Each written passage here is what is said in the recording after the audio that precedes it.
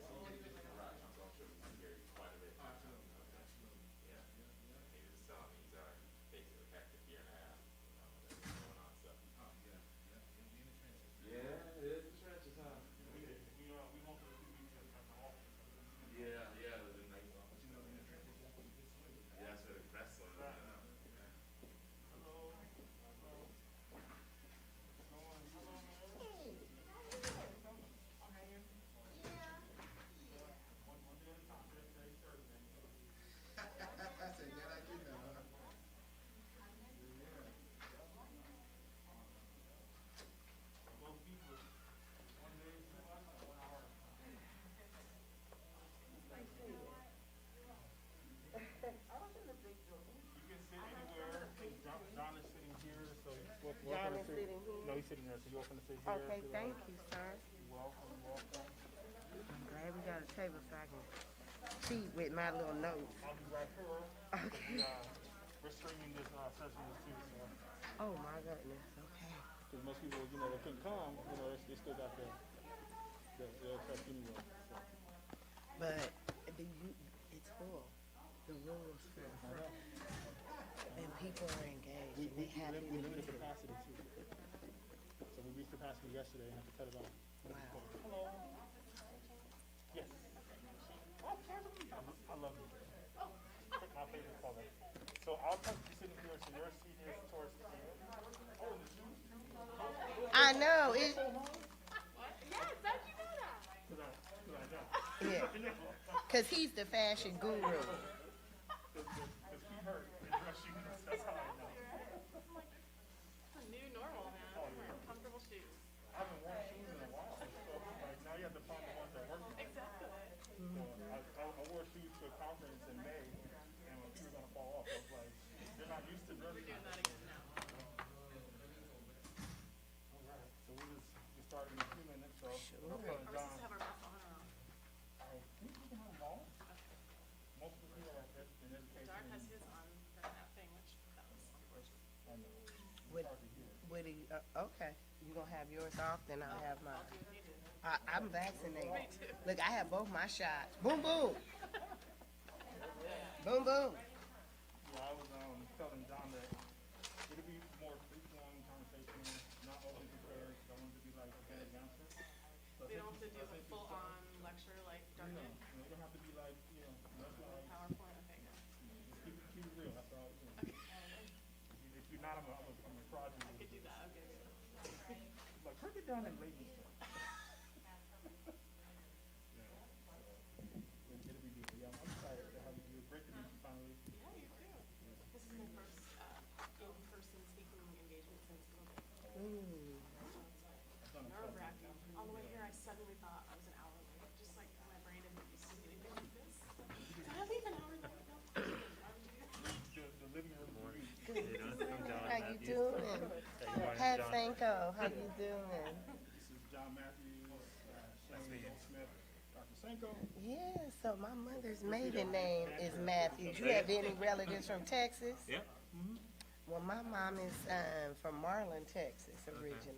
Yeah, And then Dallas. On my dad's side, yeah, relatives in Texas. But the key is one T or two T's. Most people spell it with two, and I'm one T. I think it's two. So. That's the key. No, we two. He's one T. Yeah, M-A-T. It's two T's. Yeah, sometimes they'll misspell it too. My family's original last name was Prince, but they changed it to Wilson Oh, interesting. Oh wow. because they're running from some people Yeah. deep south. Like, Oh no, we're not a Prince. We're a Wilson.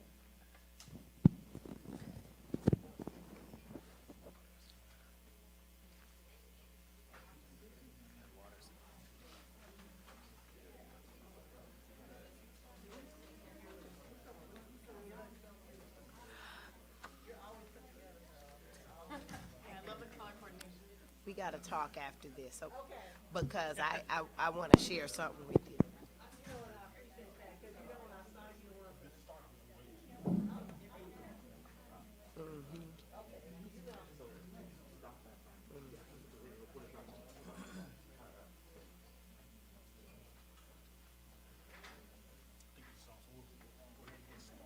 All right.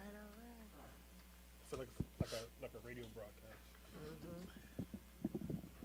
All right. Good morning, everyone. Are the mics on? Are we good to go? Testing 1, 2. Raise this up because it's like in church and you got to sing to the mic, babies. I had coffee this morning, so I'm feeling good. Hope you all are feeling good too. All right. Good morning, everybody. Welcome to my breakout session. I'm so happy to lead with some very heavy hitters in the field of equity. They are definitely experts in their own field. I'm looking forward to a rich and full conversation. We're going to end on time. I like how y'all laugh. Like I was. That means if you're talking at 11:45, I will cut you off. All right. So let's get into it. So we are here at the SJLI inaugural equity conference, and we know that equity takes on a variety of forms. And as we grounded ourselves in what equity is this morning, now we talk about the application of equity, because it's easy to talk about it, but it is different when you have to walk the walk. And the path is often very narrow. It's very bumpy.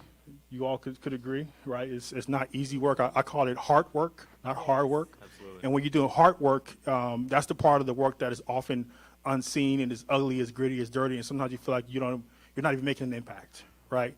So the purpose of this panel today is really to talk about how you apply what we've been talking about for years now, but now because it's a popular theme in society, like what does it look like in a day-to-day environment, from various levels of government, from nonprofits to our daily lives. So we have some esteemed panelists with us. We have to my immediate left, Dr. Patricia Brent Sanco from my hometown of Lynwood, yeah. The L. Right, it's not a gun, it's an L, everybody. She's the Director of Equity, Access, and Inclusion for Lynwood Unified School District, a department that I pulled arms and created because, again, we wanted to see how equity was playing out each and every day in our classrooms. Looking forward to her work. We have John Matthews. He is, hope that was a 2 for the Victory V from USC. He is the District 2 Senior Justice Deputy for Supervisor Holly Mitchell. So happy to have her as I feel like everybody belongs to me. So she's my supervisor in District 2. And Shane Murphy Goldsmith. She's the president and CEO of the Liberty Hill Foundation. If you don't know who they are, you probably know their work. They do a lot of work to advance justice in and around LA County, including our Stay Housed LA work, which is an effort to ensure that people can stay home during the stay-home order, right? So we really want to just get into this panel discussion. I have some prepared questions, but I really just want to open up the conversation with a little grounding that's more so around why these folks show up in the way that they do. So I didn't send them this question. It's It's an easy one. It's an easy one. But more so, because I know as an elected official myself and a person that's busy, we get a lot of invitations to speak at conferences, to be at events. But for some reason, these great folks say yes, right? And it's important for the discussion as we move forward as to why they agreed to be a part of this conversation. So in a few words, why are you here? Why was this panel important for you to be a part of? Not just because I asked you to and I'm your boss in some other life, but why was it important for you to be part of this conversation today? I'll start with Dr. Sanco. Hello, everyone. How are you? Greetings to you. I welcome you into this space and into this atmosphere. I am here as a persistent learner. I am here to speak on the panel, and I'm so gracious that and grateful that you gave me the opportunity. But I live in the school world. I live and love our kids, and COVID has illuminated so many inequities that are outside of my control. And so I'm here to learn about the involvement of our community partners and their fight to eliminate inequities. I love it. I love it. Mr. Matthews, see, we can snack for that. I'm here for you, Gary. Okay. Me So, too. at the county, we're trying to do a lot of big things. We're trying to transform systems. And Gary has always shown up whenever we call. I don't know if you heard, Emily Dugdale has just done, this piece on school resource deputies. I'm really digging into systemic racism and these issues. And, when we're trying to figure out what the board can do about this, Gary was one of the first people we contacted because he had success in that area. And so with any policy, the way we look at it is community should be centered. We should be folks who are closest to the problem, who have come up with creative solutions. And so we're here to, like you said, to learn, but also just be constantly engaged with communities so that we're coming up with the right solutions and keeping community engaged, because we know even when we get progress, we have to keep the pressure on because we could always be reactive and go back to the way things were before. So that's why I'm here. Oh, thank you. Appreciate it. And Derek, too. Where's Derek? He's walking outside. So, and Shane, is it okay if I call you Shane? I feel like we're favorite color cousins now because it's purple. All right. What else were you planning to call me? That was it. Miss Goldsmith, but I will go anywhere SJLI asks me to go, and also, as others have said, just eager to learn. I really want to hear from all of you three. Gary, I hope you're planning to share your thoughts as well. Nope, I'm here for not all doing of you that. and just discuss this stuff together. I don't think any of us quite has it figured out, so we're all in it together. thank you so much. As you see, like I said, it'll be free-flowing and conversational because I think you tease out the best answers that way. I won't catch you off guard. The next question is scripted. They all have it, right? But it's an important question. 'Cause I think people view the world in a variety of ways, some of which people think that people's circumstances are their fault and their own agency is the only way out of it. Some people view the world as inherently flawed and there's nothing we could do. And some people view the world in the way that we have to lean in and do something. So the question is, what is that something? And for us, we started along this pathway about equity, right? So as we kick off this conversation, my question to the panel is equity the right focus, right?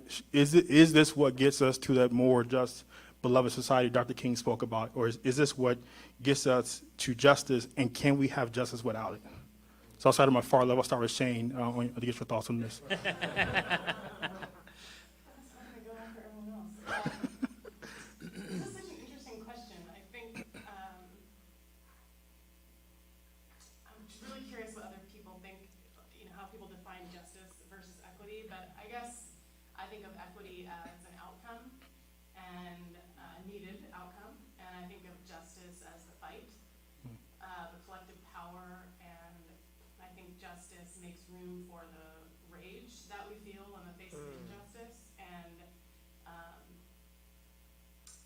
tries to right those wrongs, which I think is, I see equity as part of justice, and equity is an outcome that can be achieved through a fight for justice, but I think we can't have one without the other. But I think to to me, where my heart is in the fight, and that's in the work around justice with equity as a means to that end. And as you're answering, snap it up for that, I think it's important to note that there may not be a right answer, right? This is from your purview, what is your opinion on the matter? I think you hit it accurately. John, what do you think? Yeah, I mean, I totally agree. I come to it from a lens of the law and justice. Literally, we talk about the criminal justice system and equality under the law, and I think that's kind of where we start off, where it's already flawed because, the application of the law has never been equal. So to me, equity, when we think about Dr. Scorza's PowerPoint and how do we get there? If we don't consider how we got to this point, from slavery to redlining to lack of economic empowerment, if we're not factoring in all those life factors when we're looking at the law and all these policies, then we're not going to get to where we want. And from a very, basic level, that $36 billion budget and how much has historically been allocated to our communities, education, housing, et cetera, versus to building more jails, to empowering the sheriff's department. If we're not real about that, then we're not going to get anywhere. Dr. Sanco? I truly, come on, give it up for my bro. Give it up for my bro. I believe equity should be the focus because equality didn't work for us very well. Equity is providing people, students, parents, what they need when they need it. And without that level of differentiated support, we will never be able to close the persistent gaps in our social dynamics, in our economic dynamics, in our educational dynamics. So with that, I think that we have to go back and look at what is social justice and what are the 4 areas that it looks at. It looks at identity, diversity, action. And without those 3, you can't get to the 4th tenet, which is justice. So equity demands that I know who you are, that I see you, I understand your identity. It then demands that we matriculate ourselves in a diverse environment, that because I know who you are, I respect your culture and the intricacies that your culture brings to this beautiful patchwork quilt, right? And then because I understand who I am and I'm appreciative of who you are, together we can produce action.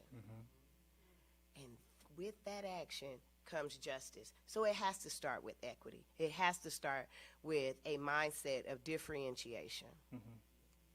Love it. And I think it's important that we ask that question because, again, my elders always said there's more than one way to skin a cat. I'm like, why are we skinning cats in the first place? Right? But it talks about the varieties of routes you can take to go to a place, right? And if our landing place is justice, if the vehicle we're driving is equity, right? There's different ways in which we can come about that. So, and you all can agree, the last 18 months has really changed and challenged the way we do things, right? We had a reckoning of, does this work and why, right? And with this new normal, what needs to happen next? So with this new normal we've been talking about, I know there's a lot of things we're doing in Lynwood and at the county level, and a lot of things that Liberty Hill Foundation is championing, right? So as things have shifted over the last 18 months and things are different now, what should remain? And I'll tell you mine before we start, because you told me to do that. All right, there you go. Mine is I think the recognition of the shared humanity that we all have. I remember when the pandemic first started, you saw people making sure elders had a chance to shop in the grocery store without getting trampled. You had people checking on their neighbors. You had people volunteering to help pass out lunches to students. You had people patiently waiting in line to pick up laptops with the line wrapping miles around, right? So I think that was a part of society that I personally missed, that was reinvigorated as we all felt vulnerable at an invisible virus that could kill us all. And we all had to recognize our shared humanity and how fragile that is and lean into each other, right? That's the one thing that I hope remains once we're past the phase of wearing masks and talking about vaccine, that we still recognize at the end of it all, our ability to be here as a human is paramount. So I'm going to go to John first, 'cause I think the county's doing a lot of things. We talked about Measure J a little bit, but what are the things that we try to inject and put in as foundational pillars of what we do next in this new normal from the LA County standpoint? Definitely. So I think I'd start with just the level of community engagement. You mentioned, Measure J, CF, CI. Just this process of community being at the table, figuring out the allocation of at least part of the county's resources, I think has been valuable. I mean, the process itself needs some work, but I think just like making sure folks are at the table and thinking differently about allocation of the county's resources. I loved how Dr. Scorza mentioned this idea of, the county being a safety net, but like how can we get to thriving? And I think community being at the table, like that is super important. There's a moment where the LA County Sheriff came to one of the board meetings pissed off, and he's ranting and he called the board. He said, "This is a bureaucratic orgy of wokeness." And he's so pissed. And it was like, but to me, it was like, he's pissed off because all these people are actually, for once, like thinking in similar ways about how we can change systems. So if that's a bureaucratic orgy of wokeness, I'm here for it. So I want that to stay. I want I want people to out woke each other. Like how as long as it results in good policy, right? Like let's do it. Shane, how about you from Liberty Hill's perspective as a nonprofit? The work that you all fund is in line with what your beliefs and vision are. So as we've done this, what do you think wants to stay around? I would say a few things. I think one is just very microcosmically, which is, inside my organization, coming to realize that what each individual is experiencing out in the world, COVID, the racial justice uprising, and all the personal stuff, that was part of their work and part of our work together. And I think I tended to be the type of organizational leader that was just like, let's get the work done, let's leave the other stuff to the side. And I learned that that was not possible.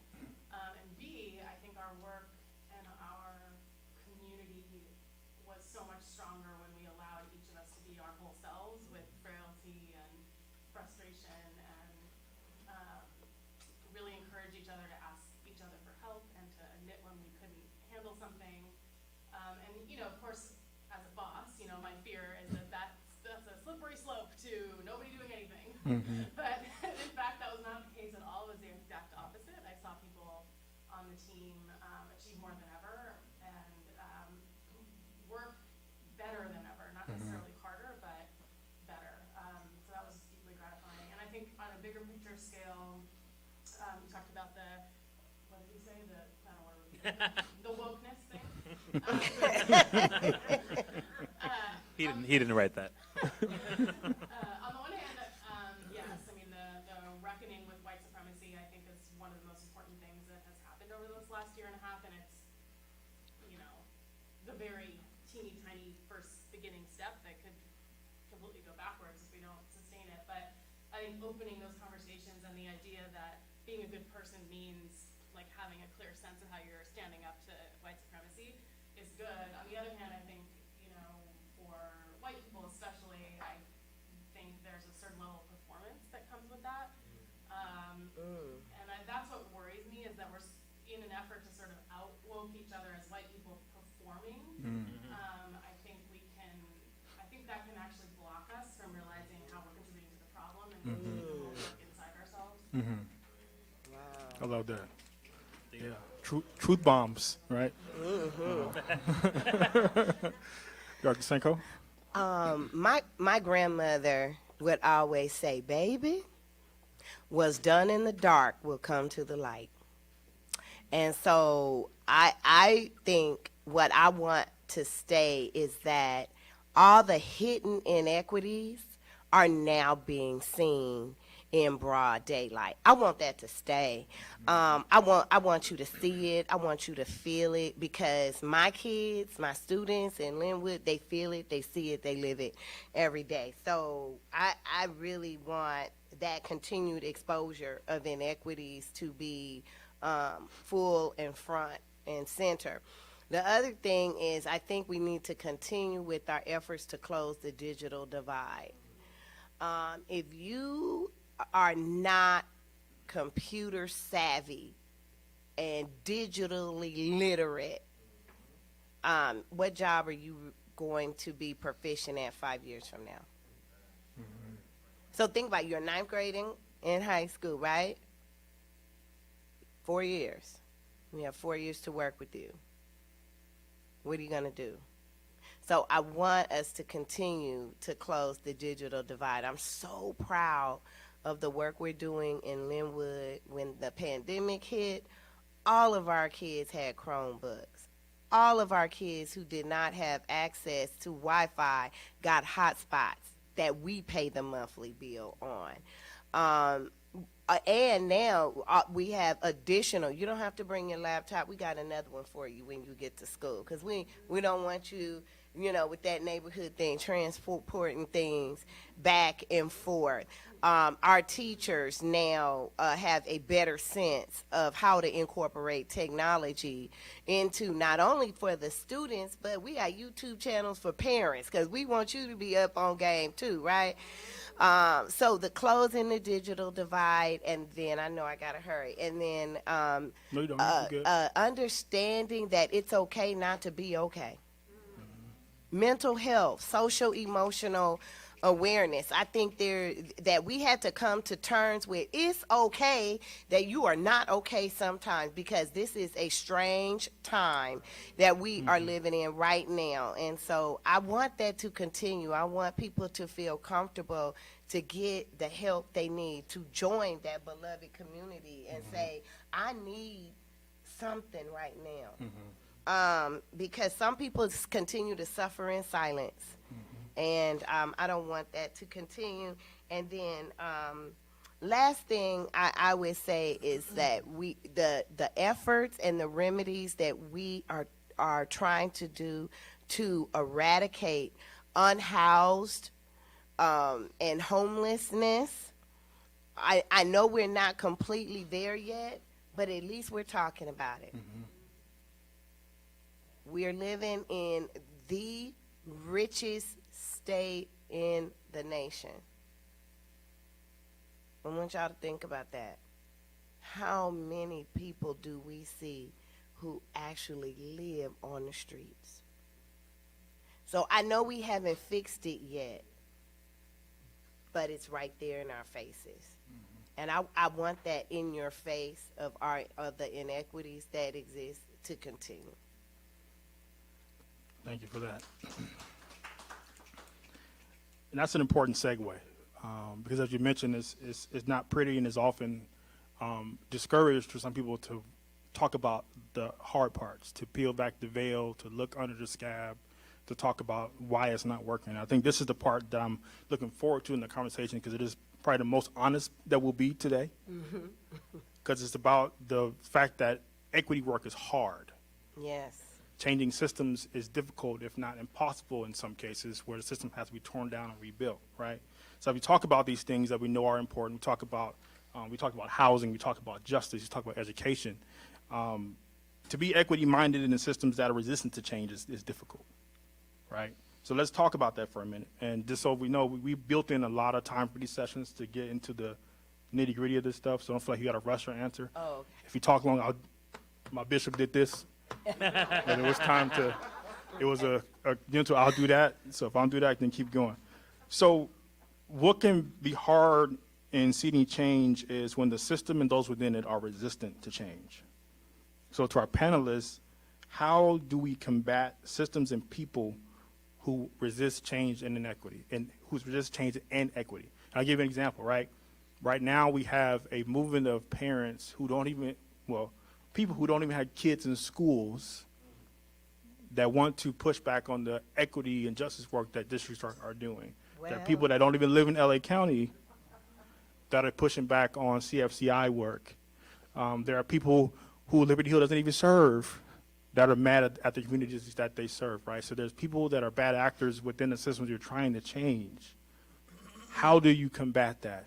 When you know your fight is right, you know it must be done, and oftentimes when you're the only one doing it. I'm going to start with Dr. Sanco, because when she came in her department, she was the only person in her department when she first stepped foot in Lynwood, because it was a brand new department. And she could tell you it wasn't easy, Still not easy, right? But what are the things that you did that allowed you to move us forward to where we are equity focused in how we address and educate our community? So, thank you, Mr. Hardy, for being an equity warrior all day long, 24/7. And I know if it was not for your heart and your passion, the equity work that was taking place in Lynwood was ongoing years before I got there. Mr. Larry Reed and Shirley Davis, they were doing equity work, but it was in silos, with different departments. So maybe student services would do a little piece, HR here and there, but Mr. Hardy and Dr. Paul Gatto had the vision of establishing an equity department. And at the time, in 2016, we were only one of 5 in the state. And so I'm their inaugural director, right? And so I come and they say, well, you're going to be director of equity. And then people say, what's that? Right? And then you have, so that's the what's that group. They're not sure what it is. And then you got the other camp that's mad because they didn't get the job. And then you got the third camp that feels like who they like should have got the job. So it wasn't easy, but my team is here. Wave your hands. They are equity warriors, and I love them. And we just decided that we were not going to listen to the noise. There's something about noise that'll keep you from your focus. When it gets too loud in your ear, you can't really see where you're going. Sometimes when you're driving, you have to just turn the radio down a little bit because the noise will cause you to go off of your route. So we decided that we would not pace our equity work at the comfort level of the privileged. And so sometimes we say, well, you know what? They're not ready yet. Mm-hmm. People are not going to understand yet. Work your plan with those who are on the bus. Sometimes you have to leave people at the bus stop and keep on going. It's not their turn yet. But the bus has to keep on going. So what we started by doing is providing a clear understanding of what equity is. What does equity mean in Lynwood Unified? It's providing differentiated, unfettered access and supports to all students. We believe it is our moral obligation to provide students all the access that they need so they can reach their personal and professional aspirations. We had to start by what is it? Mm-hmm. And then got stakeholder groups together to draft a formal equity plan. If you don't have a plan, you plan to fail. Okay? So what are the 5 core action steps and things that we want in this organization in the next 3 years? Not forever, something tangible that we can see. And under those pillars, we created action steps. So we have a multi-year, fully functioning equity plan. And then I would say one thing that really helped me was the works of Paul Gorski with his Equity Literate Institute. And he really talks about how to be an equity literate leader. Mm-hmm. What do you have to do when you are confronted with resistance? Number 1, recognize it for what it is. Help people when you can. Do everything you can to change your, to show mindsets, model your own behavior. So recognize it. And then respond skillfully to inequities at all times, right? Redress your policies and systems, because nothing changes if the policies don't change. You can change, your attitude can change, but if the policy, your hiring and your recruitment policies are inequitable, you will not get the diverse workforce that you want. And then know your data. Use data to expose systemic oppressive structures. It's hard to argue with data. It's hard to argue with these numbers on a piece of paper. So I would always go back to the data. Well, what does the data say about our graduation rates for our young men of color? What does the data say about our suspension rates for our African American and our Asian Pacific American girls? What does the data say about the D and F rates and how many kids are actually passing classes? So because you can't argue with that, it's on the paper. See, let me show you. And sometimes once people understand what it is, they see the why, you then can start building your guiding coalition. Think about Carter's 8 steps to change, right? I'm going to build this guiding coalition. I'm going to build my army so we can go distribute the gospel. Go ye therefore, and spread the word, right? And so we did that, and we created equity teams at every school site. So then it's not just you being the town crier. So those are the things we did. And, you know, I'm really proud of the outcomes that we have. The California dashboard is like an indicator of how schools are doing, right? And it hasn't been updated, but pre-pandemic, we had one of the highest graduation rates in the state. Overall, a 90.8% graduation rate. For African American students, it was 93.4%, and that was the 4-year cohort. I had 2 kids graduate in the summer, so I'm going to go and say 100%. As compared with the state of California, who was at 74%. When we look at our students with disabilities, state of California was at 70%, but in Lynwood it was 89.2%. Don't say our kids can't, they can. So I think if you remember nothing else, do not pace your equity work at the comfort level of the privileged or those who don't believe in it anyway. That's why we hired her. But I'm gonna go to I'm going to Shane next, because I think that it has to be said, because when you are leading a space that, again, is resistant to change, that has been performative over the years, right? But now we're in a space where people are asking for substance. They want you to dig in and dig deep to get work done. Again, we're talking about people who may not believe in what you believe, right? So even in your organization, even internally, people may be on your team that don't believe what you believe, right? But as a nonprofit, how do you combat the systems with which it may even determine your funding level to help community? So Liberty Hill Foundation's North Star is build power.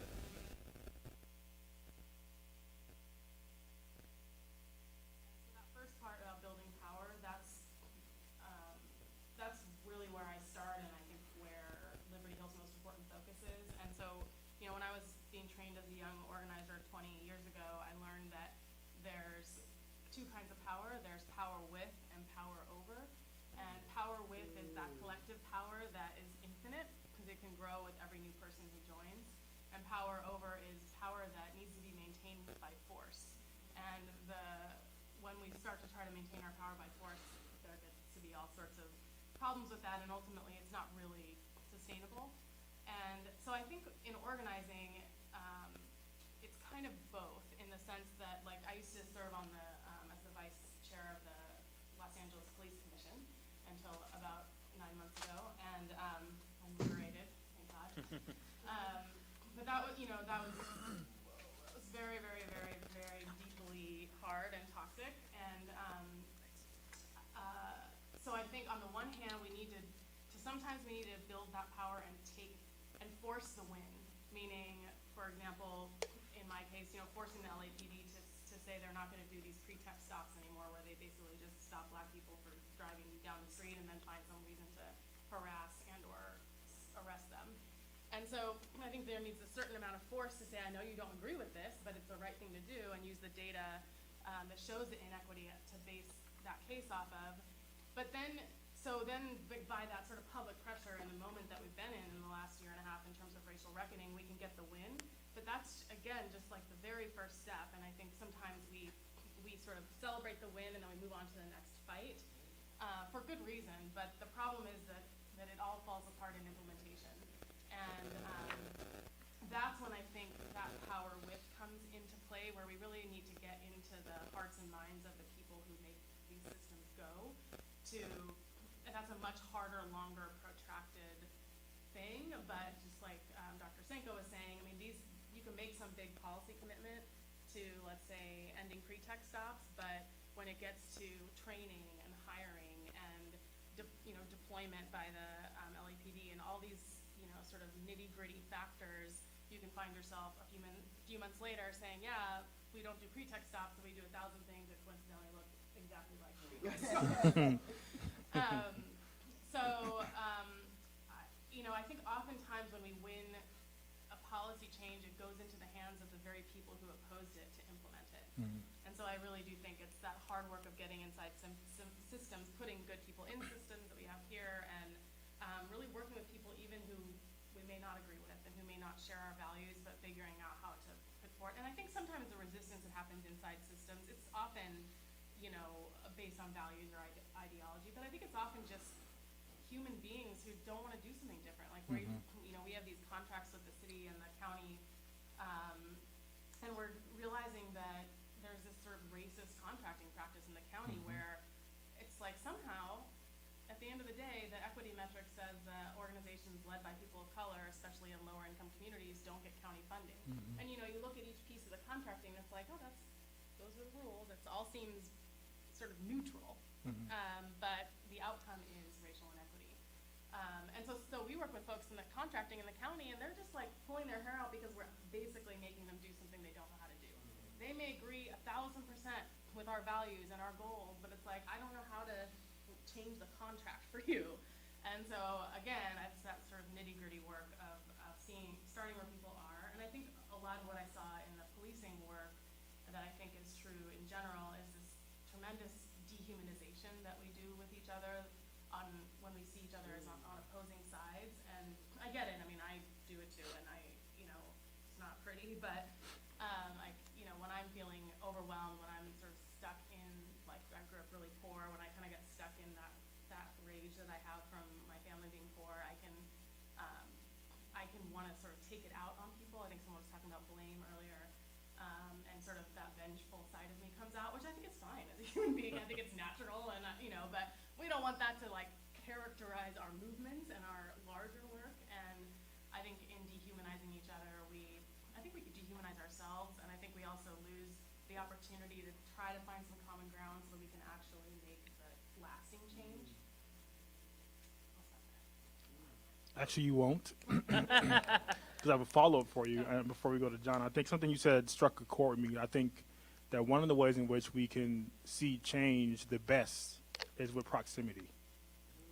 And I know there's some people that may not have been happy that you were on the police commission, but talk about how you being in that seat was important to seating change. However, even if it wasn't, we got to the justice point, right? Well, we got some change. Like, why were you being there? Why was my English today? Why were you being there? It's so important for that change to happen. Depends on who you ask. I think a lot of people believe that focusing on reform, especially of such a broken system as policing, is actually counterproductive to achieving the long-term goals that we want to achieve. And many people believe that's abolition, particularly when it comes to policing. That's just, it was formed on, to maintain slavery. It's rotten to the core, and it can't be rehabilitated. So I think from that standpoint,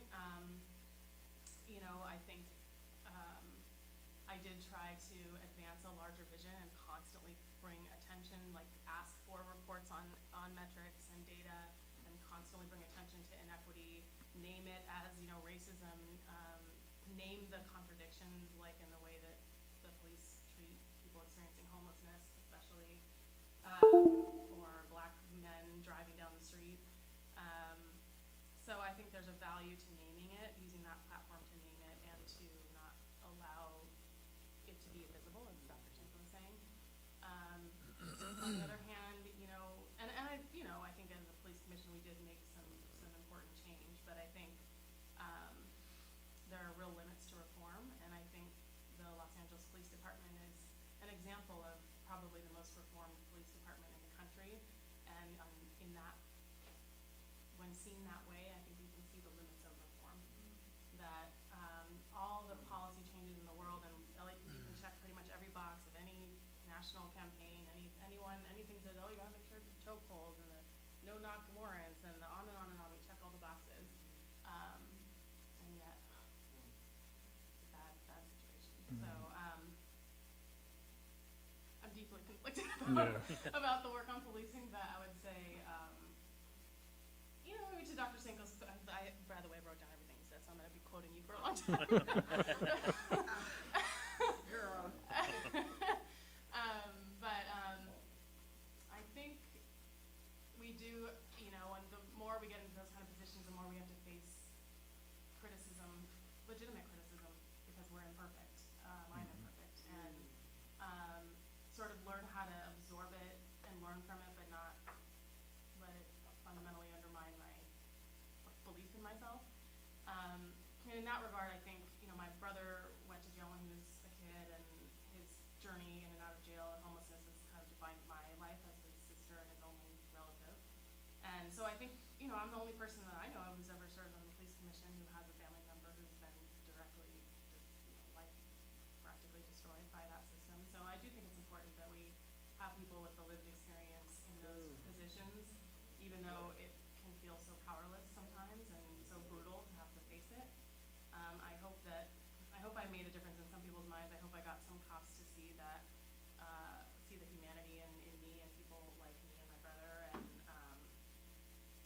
I think I certainly learned a lot about how it works. But all these positions of power that we all hold are, it is a lot more power than the average person, but it's so much less power than elites need.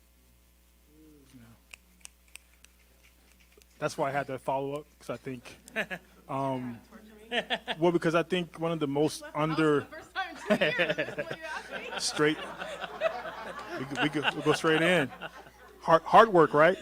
Right? But I think one of the most underappreciated data sets is lived experience.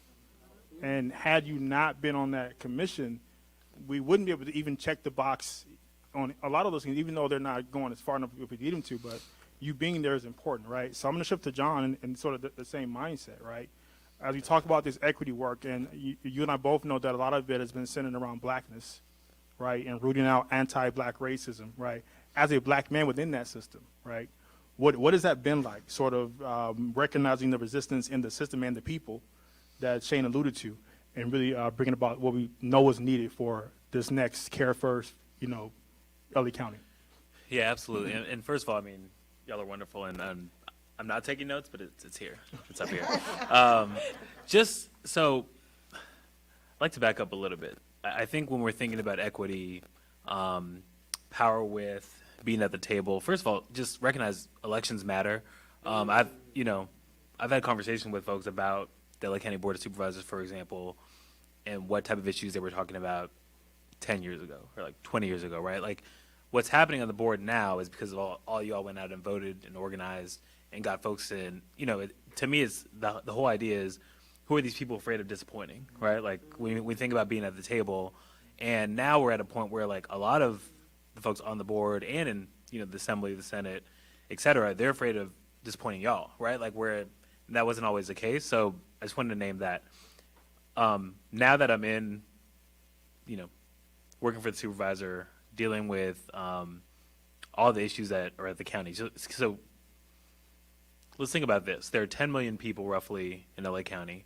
There's 2 million people in our district, right? So I think when thinking about equity and thinking about being at the table, just recognizing that and recognizing that if you're persistent, if you're organized, if you're building coalitions, right, like that people have to respect, that's already a win, right? Because when we think about proximity, those voices are being heard in a way that they weren't before. There was an example where, and it actually, I'm pretty sure it was a school resource deputy thing, which was relatively controversial. There's a lot of issues of, deference to local school boards, deference to their electeds, and also just, there's a lot of controversy about like safety. What does public safety even mean? And I'm not going to name the supervisor, but there was a moment where after they're saying like, oh, well, we're glad that we heard more voices come on later, and so, like Gary, and start talking about, just what different systems look like, what it means to have social emotional support for our students, what it means to have like housing, basic needs, and just bringing a different voice, and it mattered. Like the supervisor was hearing these words, and it actually impacted the way she was planning to vote and probably future implementation. So I think I'm in a position where I'm in these rooms and we're trying to make policy and change systems, but I'm not in there alone. Like I'm there with all of you all, because in addition to the data point, which is like very important, just having people power, like the fact that folks are showing up that really care about these issues, that if you don't do right, like there's going to be political consequences, I think is really important. I think, I was on a police commission as well, and so yeah, God bless us all. So thinking about like kind of macro versus like micro. So I think recognizing all of us have power. Like you can impact a person's life. Like everything that we're working on, it doesn't always have to be like an impact on.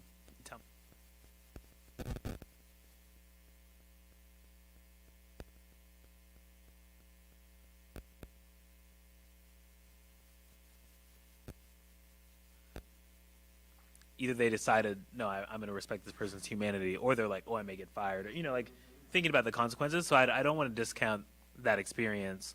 But I think, yeah, being at the table, there are moments where we're having conversations with other deputies, and it's just like, well, we respect your opinion, but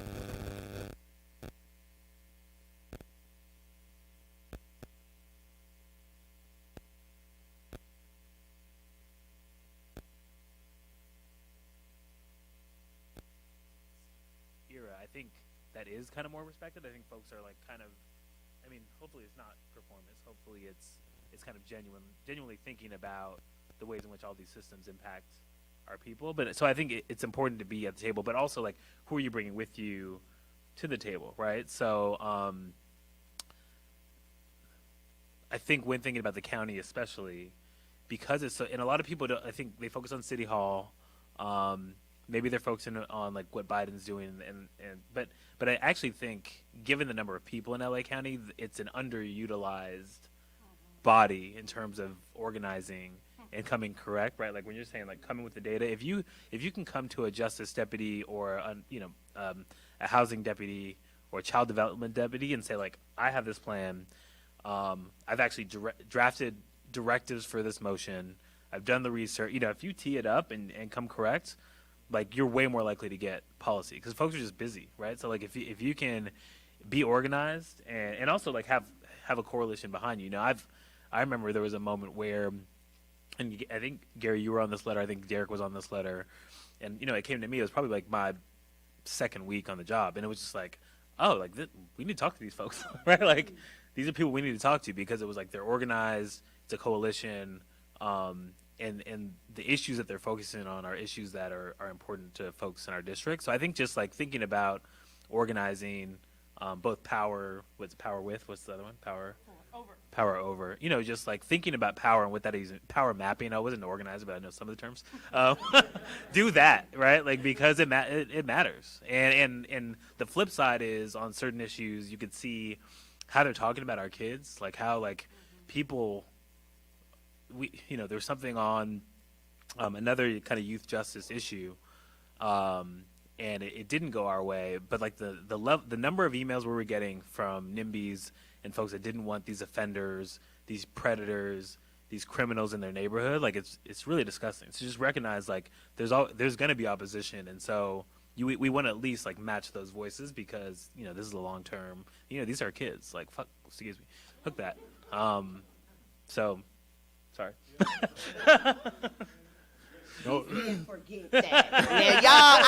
next to him, I'm telling you what he said. Yeah. He said, forget that. Exactly. That's exactly what I said. Leave it to big sister, Sabi. That's right. Go for it.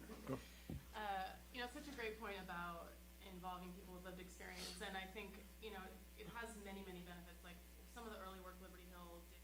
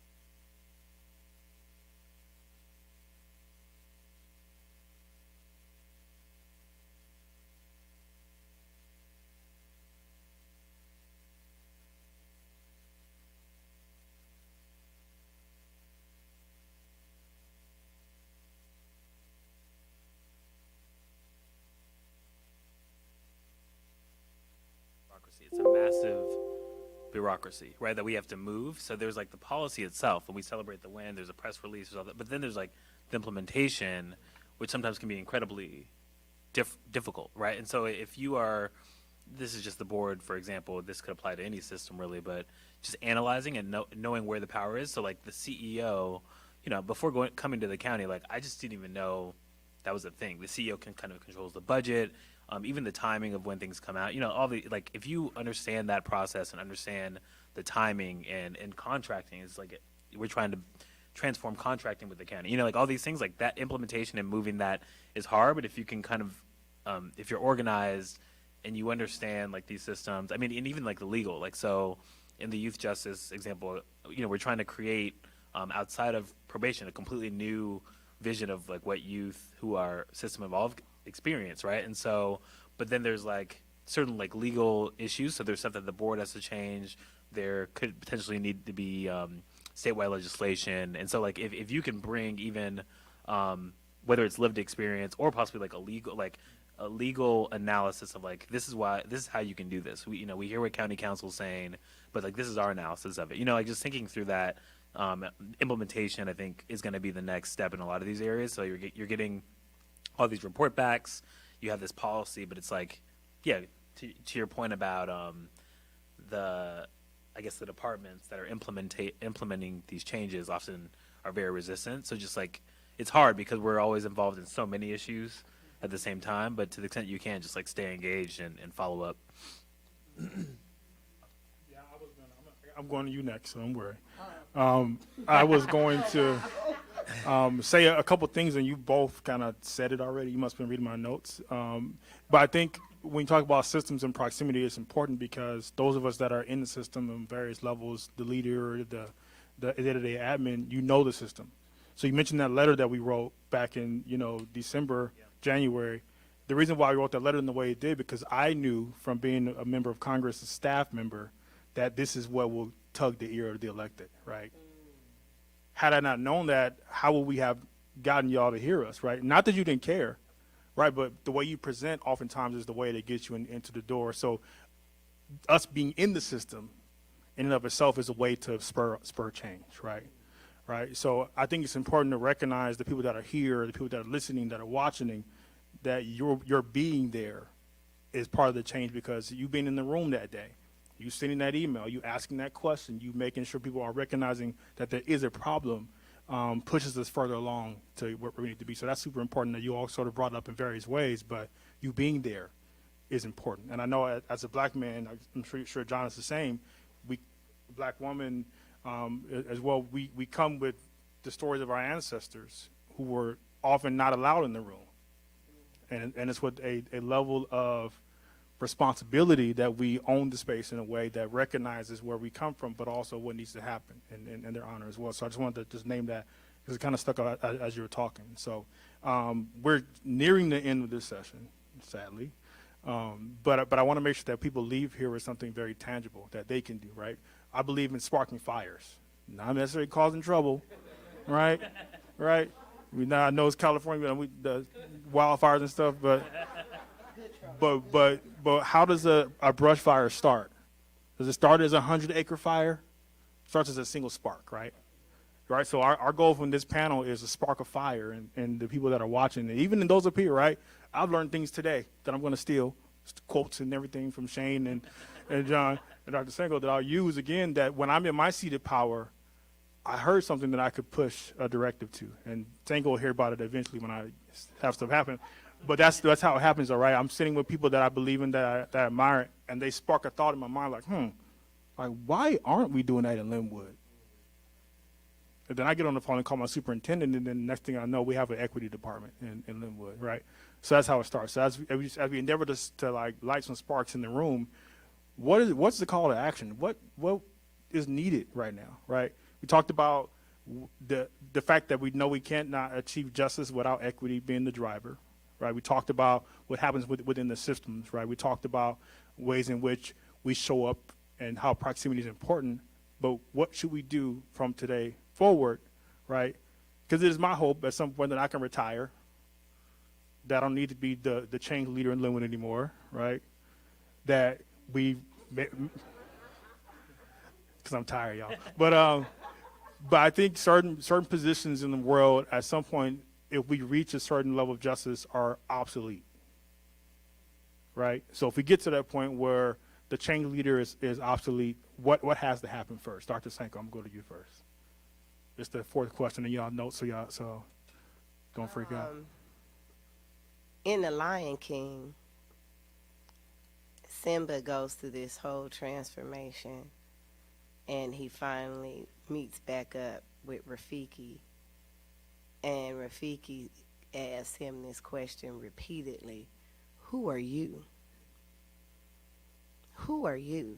And so he had to really understand who he was before he could go and fight the inequities that Scar had done. He had tore up the land and all that. He had to know who he was. So my call to action starts with know your moral compass, know your why, and manage your own biases. We have them, right?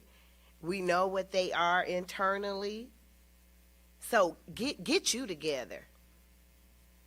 It's hard for someone else to see you and want to join your call to action if you aren't the best you.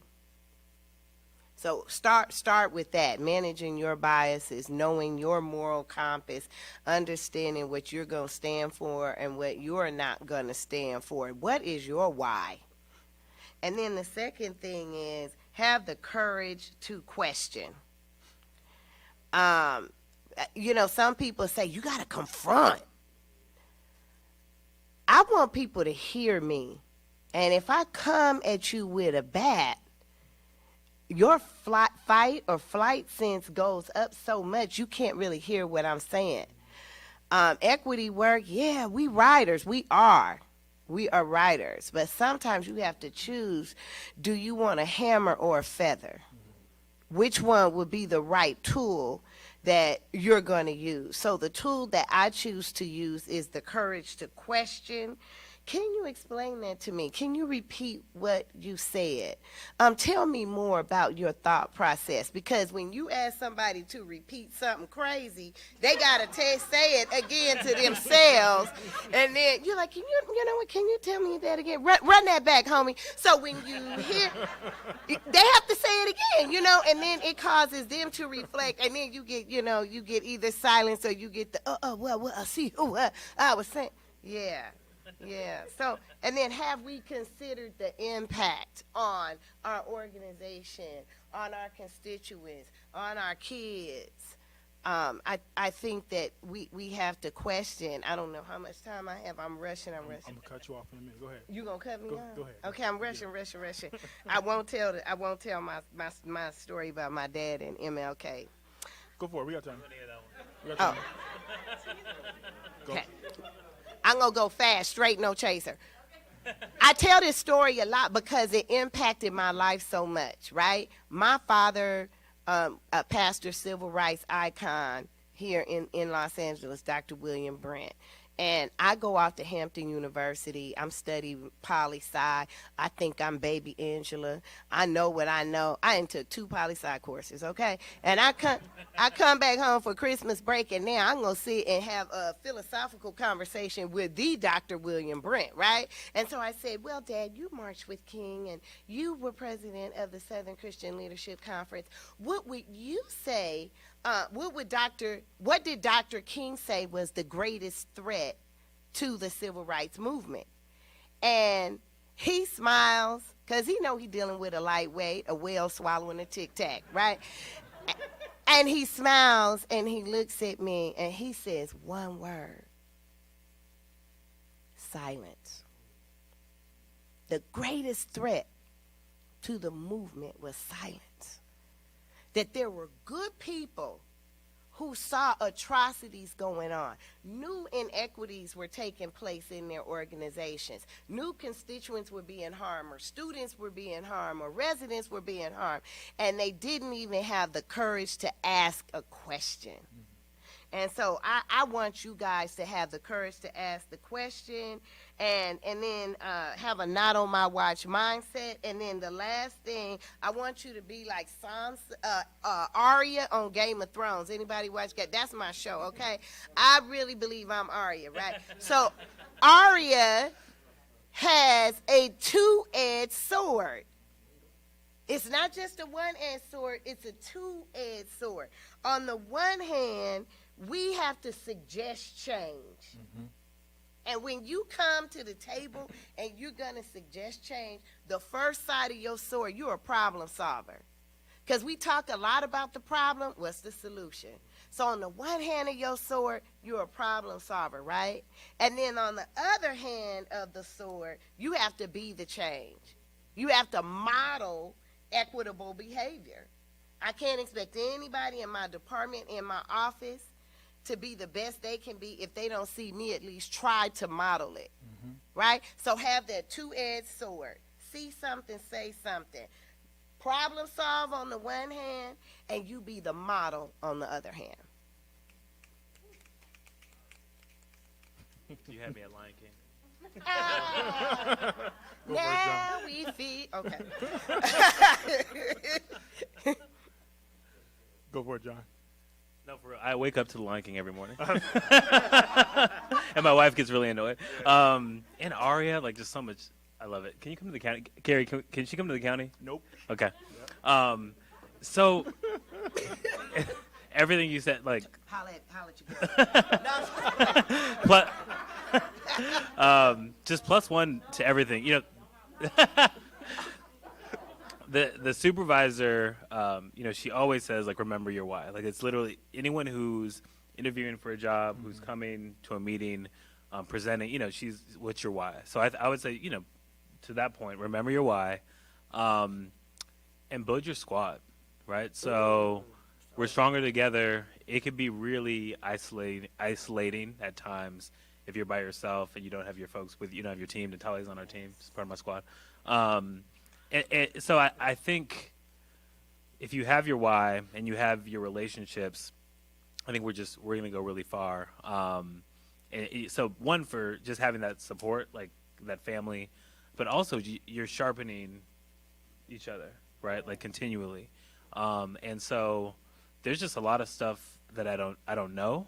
And so to be able to reach out to folks both within the county, but also outside of the county, lean on expertise. Like I just think like we're building, this is a movement, and we're in it for the long run. And just to that point, the supervisor, she doesn't care about like, short-term wins and press releases and how can we just like stay in the media. She doesn't care about it. So I feel very fortunate to work for someone who is grounded, wants to see a thriving second district, wants to see a thriving LA County, and she's thinking in terms of, 12 years. I mean, like further than that, obviously the movement will happen after all of us are part of these systems, and we'll all go do other things at some point. But yeah, like it's the long game, right? So like, how are we building the foundation for, we think about, what is it, Natalia, the first grader that's graduating in 11 years, 12 years, like what's that person's life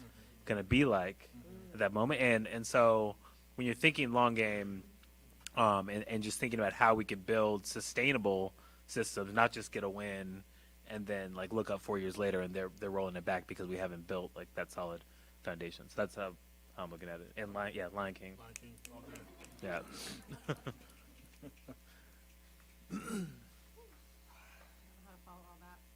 I wrote it all down though. I would say the one who does the work controls the outcome. And so we're willing to do the work, and your fun you can get a really long way by handing like a pre-written motion to a justice deputy and a works in front of his office. And those who do the work control the outcome. And and also SJLI. Really, it's like, this is an extraordinary organization that's seen so much with young people and with systems at every level, and really innovative, and hustle, and grit, and all the good things. I think Los Angeles, single in particular, Los Angeles in general, feels the impact of SJLI all the time, and really glad to see these conference and getting more people involved. Thank you.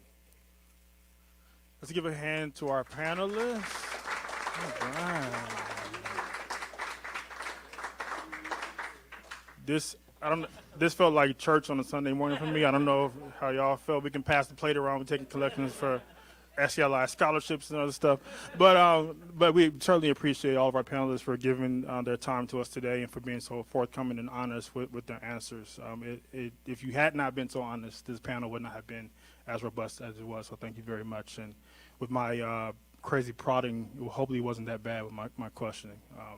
But to sort of ground us again, I think one of the things that is important was said. I think I'm on the right panel as a moderator because you all like been in my notes all day. So I'm like, how do I end it with what wasn't already said? It's really just in addition to realizing what your why is and be reminded of that daily, is to take care of yourself. Take care of yourself. I can speak personally to the burnout that is associated with being the director of policy at SJLI, the school board member, the brother, the son, the dad, right? And if you are not whole, you cannot pour into the people, into the systems that you work in. So that equity work starts at the individual level that decides to be part of the solution, part of the change. I always tell people, when you come to me as a board member with a complaint and you haven't talked about how I can help you, then you just came to vent. And a lot of people are good at pointing out the problems, but few people are really keyed into the solution. There's a ton of opinions, but there's very little expertise, right? So as experts in your own fields, remember that it starts with you. Each and every one of you, for whatever reason, either because your boss is here, or because this is your nonprofit, or because you heard about equity happening and you want to learn more, whatever your purview is today, it starts with you. So you must take care of yourself, because this fight is grueling. It is not pretty. But at the end of it, again, Well, my hope is to one day retire and not have to be doing this, but be able to tell the story about how we made it over. Is because that we have seeded change and sparked fires and inspired people and changed and shifted systems in such a way that what we believe we can see is what we see as a reality. So that's why we decided to do a conference. Derek and I were talking about this back in January, late December. Like, how do we amplify this message of change? How do we make the new normal stick? And that's talking about the ways in which we do that within the systems that govern our everyday lives. So thank you all for being here with us today. Thank you all for lending your time and brains and hearts and bodies with us. We appreciate you making this conference what it is, and we hope that you've taken something from this that you can go in and employ in your various purviews. But more so, right, it's about each and every one of us leaning in. Right? Change won't happen unless somebody that cares a heck of a lot decides to do something to make it happen. So thank you all.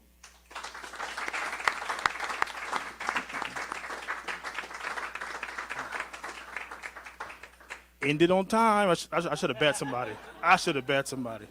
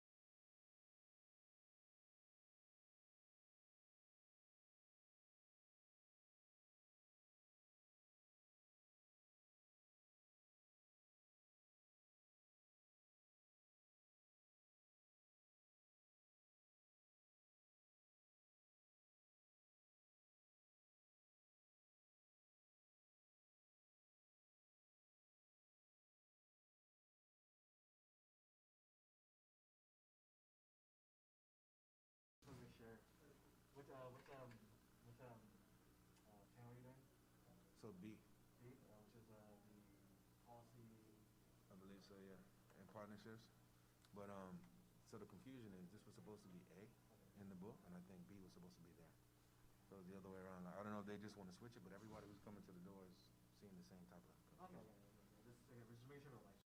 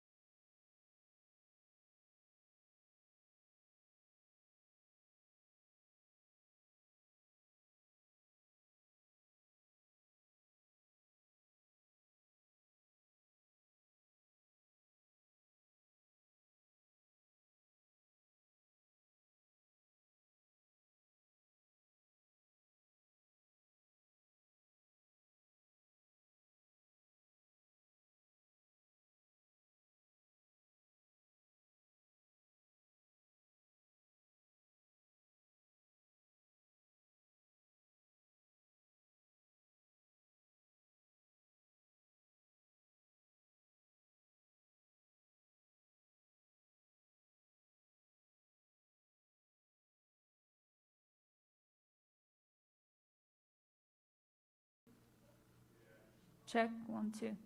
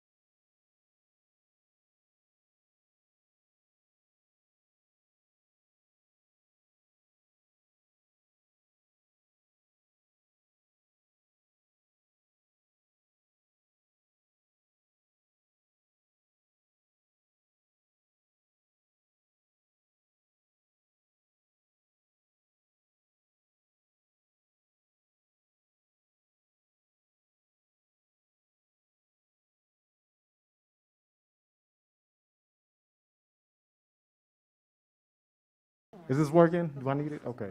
Good afternoon, good afternoon.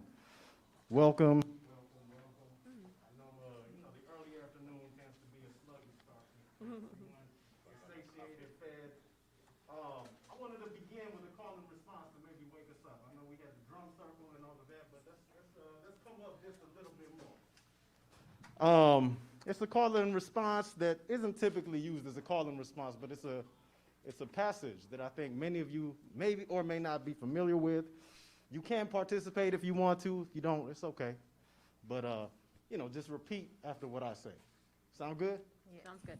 For sure, for sure. It's just something to ground us. All right.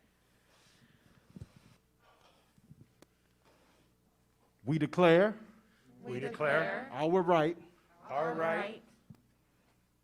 human being, as a human being, to be respected as a human being, to be respected as a human being, to be given the rights of a human being to be given the rights of a human being on this day, on this day, on this earth, in this society, and we intend to bring this into existence.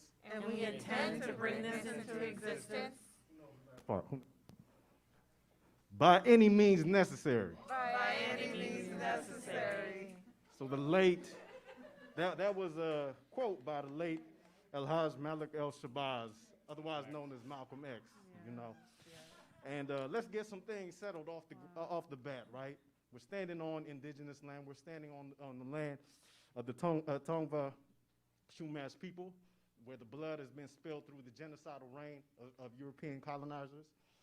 We live in a society that's been built by the blood, sweat, and tears of African labor, and we enjoy and continue to enjoy, right, the assets that's been accrued through violent exploitation of the third world, the global south, the subaltern, et cetera, however you want to describe it. But as I look around the room, I see that we're family in here, so welcome to the space. And it is my distinct pleasure and honor to introduce to you our panel. So to my immediate left is Veronica Pawlowski. She is the Senior Deputy of Justice with Border Supervisor Kuehl's office, Sheila Kuehl. So give it up for Veronica Pawlowski. To her immediate left is Kim Watson, who is the founder, executive director of Project Joy USA. Give it up.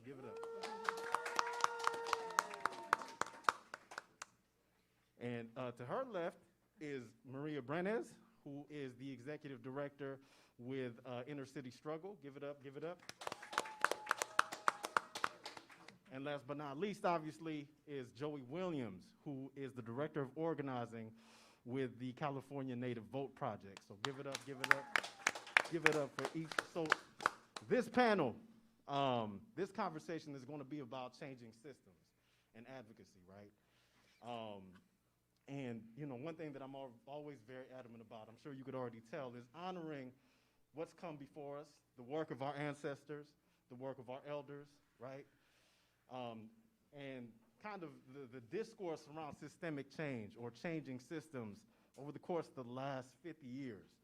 I think that about 10 years ago, the common sense was, well, we dealt with all that inequity and justice stuff back when Dr. King, teamed up with Abraham Lincoln and ended slavery and segregation at the same time, right? We have those historical misnomers. And we held hands, we went to Washington, we sang Kumbaya, and it's over now. And now the only reason why you may still be suffering, conditions of inequity and injustice is because it's wise. It's your own fault, right? It's because you're holding on to maladaptive cultural pathologies that don't fit into the modern neoliberal system, right? So the first question on this changing systems dialogue is really aimed at how obvious it is that that's not the case, right? In our lived realities. And for many of us who are involved in advocacy work, we were thrusted into it through our own personal experiences with, or often negative experiences with oppressive institutions, right? And so my first question is, what brought you into this work, and then what keeps you in the work. And so I want to actually start with Ms. Kim Watson. All right, so thank you. First of all, thank you for having me. I'm Kim Watson, founder, executive director of Project Joy. We're based in Lancaster, California, so a little ways north of here. So give it up to the Antelope Valley, high desert. So we are part of LA County, for those who may not know. Well, we are. We're part of LA County. We're still in the county. We're part of the family. So with Project Joy, it came about in 2014. And it comes about, like you said, Gabriel, from lived experience. Wow. I won't go into the whole long story of it, but I'll just say this. As far as lived experience, my life touches upon experiences of homelessness, foster care, domestic violence. Many of the systems intersect and have touched my life. So either me personally or those of my immediate family. So Project Joy is birthed out of that, out of those experiences. And so that's what brings me to the work, just kind of past trauma, and pain, but wanting to do something productive with that and not just stay in that space of hurt, and pain. So Project Joy, yeah, it was birthed very organically. My daughter's name is Joy. It's named because she is the inspiration behind it. And she was 9 years old at the time, and it started with peer-to-peer outreach for children who may be experiencing homelessness. So we started as a teddy bear drive with her school, with the PTA, went to homeless shelters, and it was peer-to-peer, elementary kids to elementary kids, and just a way to show that we care and that they're not alone. And I think that's really a big part of it. So as far as social justice work, I just grew up, in the 70s, so I'm dating myself, but it was right, a bit after civil rights. It wasn't that long after civil rights that I was in elementary school. And I grew up in South LA. And so I remember my teachers telling me at my neighborhood school, I have black teachers, and they would tell us, I was just raised on the belief that you have to work 10 times harder if you're black. And so a lot of us have heard that who are in my age range. And that's just what we grew up on. So, that in and of itself is inequity. Like, why would we have to work 10 times harder than our white counterpart or someone else? But we grew up with that belief, and it still permeates today, to be quite honest. I still feel that I have to work 10 times harder. So inequity is just kind of part of life. But when I think about it a little bit deeper, I think about liberation. So liberation is removing the limitations of our mind. That's how I view liberation. And so I work daily. To me, liberation is a lifestyle. It's a daily journey, and it could be a struggle even, to remove those limitations, those limiting beliefs and limiting thoughts, to really have equality. So I think the second part of your question is what keeps me in the work? What keeps me in the work, you guys, is that there's still work to do. So as long as there's inequities, there's work to do, and there's a place for all of us to do that work.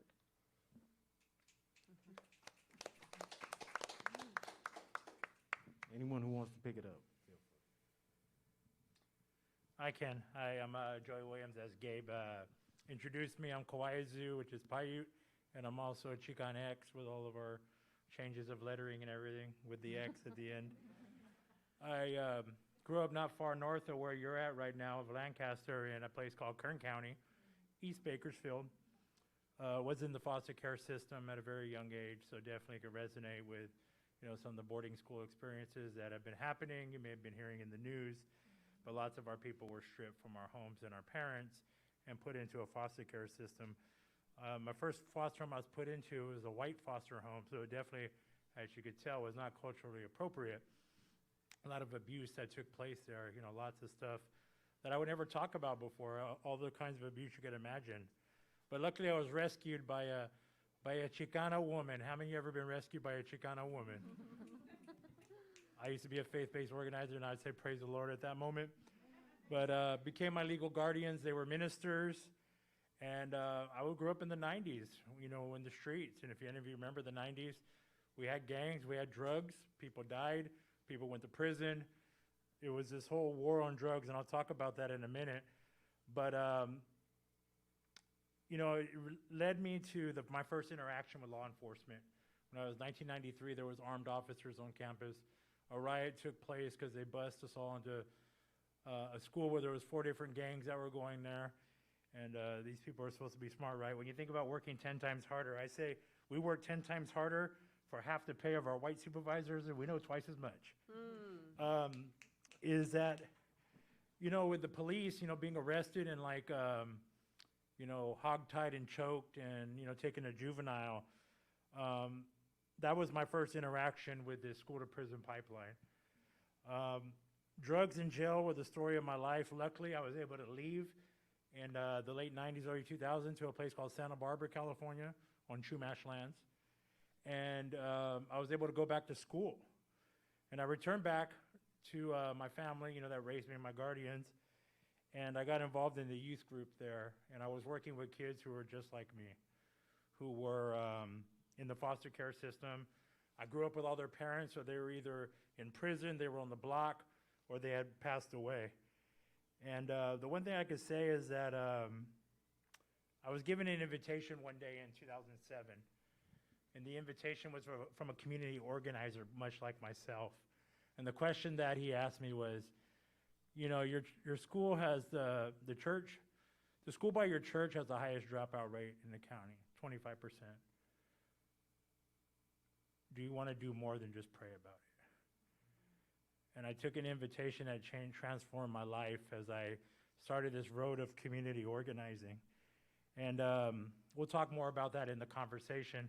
But really what keeps me in the work is my deep, you know, one is the pain, as was mentioned earlier. Those closest, you ever heard this phrase before in organizing? Those closest to, furthest from the pain can philosophize about it. Those closest to the pain can find a solution. We are the pain. We are the solution. But it was a deep belief and faith and hope. I just had deep faith in the Creator and Grandfather, God, and hope. And it's really people that keep me in this work. Just amazing what people can do. People who have had the odds intentionally stacked against them, who have been targeted, who have been able to do amazing, amazing things. The more that they've thrown at us, the stronger we've rose up against it. Not that we got to keep rising, but now is the time that we got to start thriving. But people is really what keep me going every day. I get up every morning, put on my shoes for people, not campaigns, not deliverables, not work plans. It's for a vision in people.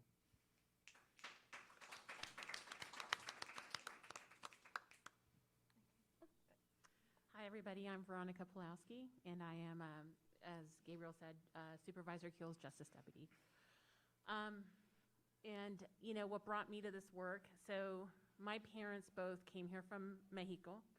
My mom came here at the age of 15 to work as a live-in housekeeper in Beverly Hills. My dad considered himself lucky because his dad had come here to work in the fields, never had contact with them again. And then the day that he did have contact with my dad again, it was to invite him, you can come too and work in the fields with me. And that was my dad's luckiest day. You can tell I'm nervous because my story does make me nervous. I haven't talked about it a lot publicly. But so then my parents came here and eventually met through my aunt, who was also a housekeeper with my mom and my dad's sister. And they settled, you know, with all of my dad's brothers and sisters, East LA, Echo Park, Highland Park, that area. So my dad decided that he would get a job painting cars. He had no idea how to paint a car. So what he did is he just would apply for jobs and say, I know how to paint a car. He didn't. He would get fired the next day, and he kept doing that until he learned how to paint a car. So then he was, again, lucky enough one day he got hired by a division of Ford that was located up in a town called Glendale, which was like foreign to him, right? And this was before the 2 freeway was built. So my dad would drive surface streets up into Glendale, Montrose to go work for Sunrise Ford. And so one day he decided, if I want my kids to have a future, I need to bring them here. This is where we need to raise our kids. So he and my mom put together their down payment of $100, like they scraped for it, and bought their home in Glendale. And I proceeded to be raised in Glendale as the only brown kid at my school. And so I resented, that notion that my parents had to move us away from where we were comfortable in order to feel like we had a chance. God. It gets worse. So we were raised, and I grew up with a lot of racism that I just had to kind of be quiet to because I was lucky. Like, people at my school, including teachers, including some Latina teachers, treated me like I was blessed to be there, and I better just be quiet and be happy that I had the privilege to be there.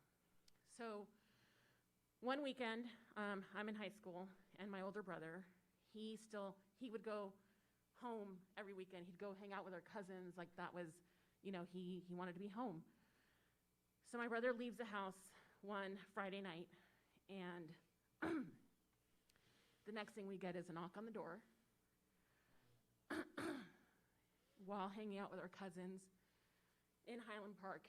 He had been shot in the back 8 times by LAPD. So that's what brings me here. What keeps me here is I'm continuing to really, I'll tell you all, I'm still trying to figure out what equity and justice means to me.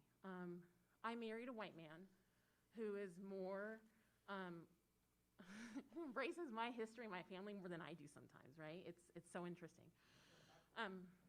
Yeah, my kids are beautiful biracial children now.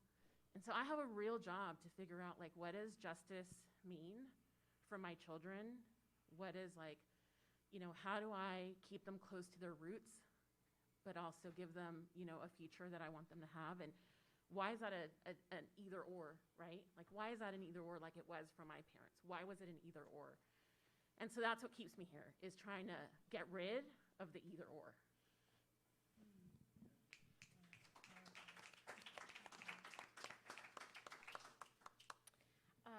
Thank you all for sharing. I'm so honored to be part of this panel with such powerful people, and with all of you, who I think we're all committed to this work and have our own stories and our own truths to tell that bring us into the movement. And I feel like there's such similar threads into my own story, but I would begin by evoking my father, who was a indigenous immigrant from Mexico, who, through my childhood, I witnessed his labor exploited. He also, worked for the affluent on the west side as a gardener, and him and my mom met there. She's also an immigrant from Mexico. She was a nanny for an affluent family. So our story begins there. But, despite all of the racism and discrimination that my parents and my father in particular experienced, we drew so much strength from his deep sense of pride and dignity that he carried, and holding his head up high and working every day, sacrificing every day through his work so that his children could have a better opportunity, and reminding us to be proud of who we are and who we come from. And, he passed away almost 3 years ago. But even though, we didn't inherit wealth, his legacy was this just deep sense of pride and standing up for who you are and what you believe, no matter the circumstances. So that was a value that was instilled in me early on. And how I came into the movement work is I actually grew up on the border, the U.S.-Mexican border, along the San Diego County, and I was a border commuter student for many, many years in the 90s. And in my childhood to my adolescence, I witnessed the militarization of the border, and I witnessed the building up of, at the time, was the Border Patrol, and witnessed the increased violence against migrants and anyone that was brown. So I came of age in the 90s when there was a fierce backlash, a right-wing backlash in California. And so my political moment where I was politicized with my generation was when Proposition 187 was on the ballot. It was the first election I got to vote in because I turned 18 that election, and experience with so many of my classmates and my siblings the racialization of immigrants, the immigrant sentiment that was so prominent, and you felt it everywhere, including at our schools. And at the same time, that's on the same ballot, that's Proposition 184, the three strikes was also. So, witnessing the criminalization of people of color, what would be the eve of mass incarceration in our state, and as a young person experiencing that when you're brown, regardless if you're a child, you are criminalized. That there is a hierarchy of even of childhood because of white supremacy is what I experienced firsthand, and what politicized me to understand that if we're going to make a change with these conditions and these narratives, our legacy has to be for the next generation building power and building institutions that are anchored in our communities, that have the resources, the capacity, the values, the aspiration, the vision, the determination that we inherited from our ancestors to keep moving forward and building off of the legacy of social movement and creating the conditions so we can hand over that work to the next generation. So since I was 17 years old, I've been an organizer and activist. I am now in my 40s, so it's been almost a 30-year arc. But although in California we have so much further to go to fight inequity, injustice, white supremacy, we've come so far, and that's what gives me hope, that by working together, building cross-racial coalitions, that the change that our ancestors envisioned for us, that my father envisioned for me, that I envisioned for my two little ones, is possible.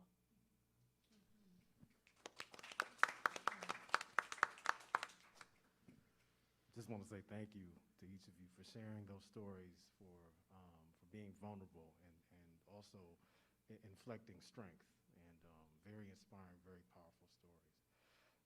Which transition well into my next question is, when we're all engaged in these projects of systemic change, it's usually spurred by the recognition, right, that there's something embedded within the institutions that we navigate that's inherently oppressive, inherently harmful, and therefore urgently requires change, right? And that's why we're in this work. And so my question to you all, right, is that when we advocate for that change, the implication is that there's an alternative to the existing structures that we are currently engaged in, right, that we live in, whether it's in education, in so-called criminal justice, in healthcare, et cetera, et cetera. And in that engagement, we go into this reimagining of what society can or should look like, for it to be equitable, for it to be just. And there are a variety of expressions of what those alternatives can be, right? There have been global leftist movements throughout the 20th century. Some of them, experienced decent success. Others didn't seem like they were such a great idea, right? Pan-Africanism, pan-indigenous movements, pan-Austronesian movements, right? All these varying expressions of alternative ways to be free. So for you all, what are the ideological values and principles that ground how you approach your work in particular? And with that, let's start with Maria. Oh, okay, thank you. That's a really great question. I think the first word that comes to mind is one that my colleague here raised, which is liberation.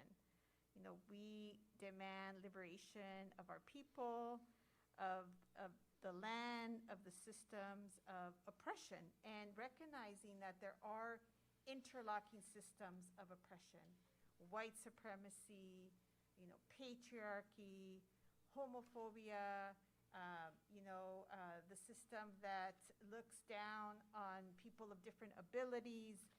And we have to recognize that there's an interlocking system of oppression that we have to disrupt and uncover and change those dynamics. And, you know, it's systemic, it's interpersonal, and it's also internalized. And, you know, that I think is something that we are very intentional about in our work, is challenging all forms of oppression and how systems, people, and at an individual level, it's important to challenge and envision a new way of being in order to then have the conditions to build power. And, you know, we believe that, similar to my colleague here, that, you know, everyday people, the people most impacted by systemic injustice, are in the best position to disrupt power, disrupt poverty, and envision what is possible, what is a new way that our systems can invest, uplift, and cultivate and humanize our communities. And that, you know, this has to be an intergenerational effort. We need young people, we need families, we need communities, and multiracial alliances is critical. And, you know, in our own work on the east side of Los Angeles at Inner City Struggle, you know, we work with a predominantly Latinx community that has been neglected and disinvested in for decades, but we can't do our work alone. And it is so important for us as a Latinx community to understand the root causes of white supremacy and challenge anti-Black racism in our own community, while, you know, recognizing the history of colonialism in the U.S. in order to have a clear analysis of what the system of oppression is, what the problem is, so we can navigate that and find solutions that get at the root cause of the conditions that bar our young people, youth of color, from accessing opportunity, from, you know, systems that criminalize and are not humanizing to our families and to our young people. So that analysis is so important, and it roots, you know, it anchors the work that we do, and then learning from past social movements. You know, what does it take to win? It takes training other leaders. You know, and a true, you know, one of our inspiring social movements that we look to is the Student Nonviolent Coordinating Committee that was very clear. Organizers and being a leader is developing other leaders and creating the conditions so that others can, you know, be a part of the movement and create social change. So, you know, that is the formula that we have used to be able to disrupt the school to jail pipeline, to be able to bring more housing rights to the east side of LA and bring more public investment. You know, we were the first organization to call out the criminal dropout rate in the east side of LA, because partly contributed by the overcrowding, and it was racism, structural racism, that allowed those conditions to persist for decades. And it was important to call that out. We were the first, and as a result of our work in organizing and mobilizing, we were able to secure the first new high schools to be built in the east side of LA in over 85 years. But it wouldn't have happened without understanding the root causes of these conditions, understanding the science of organizing, how you bring people together, how you mobilize in order to win. And now, you know, the work is continuing to build from from that previous work to continue to be making substantial change. And I'm just so inspired by all the movements in this moment that are unapologetic about calling out structural racism and demanding more. And we need to continue to nurture that and build the opportunities for other leaders to come into this work.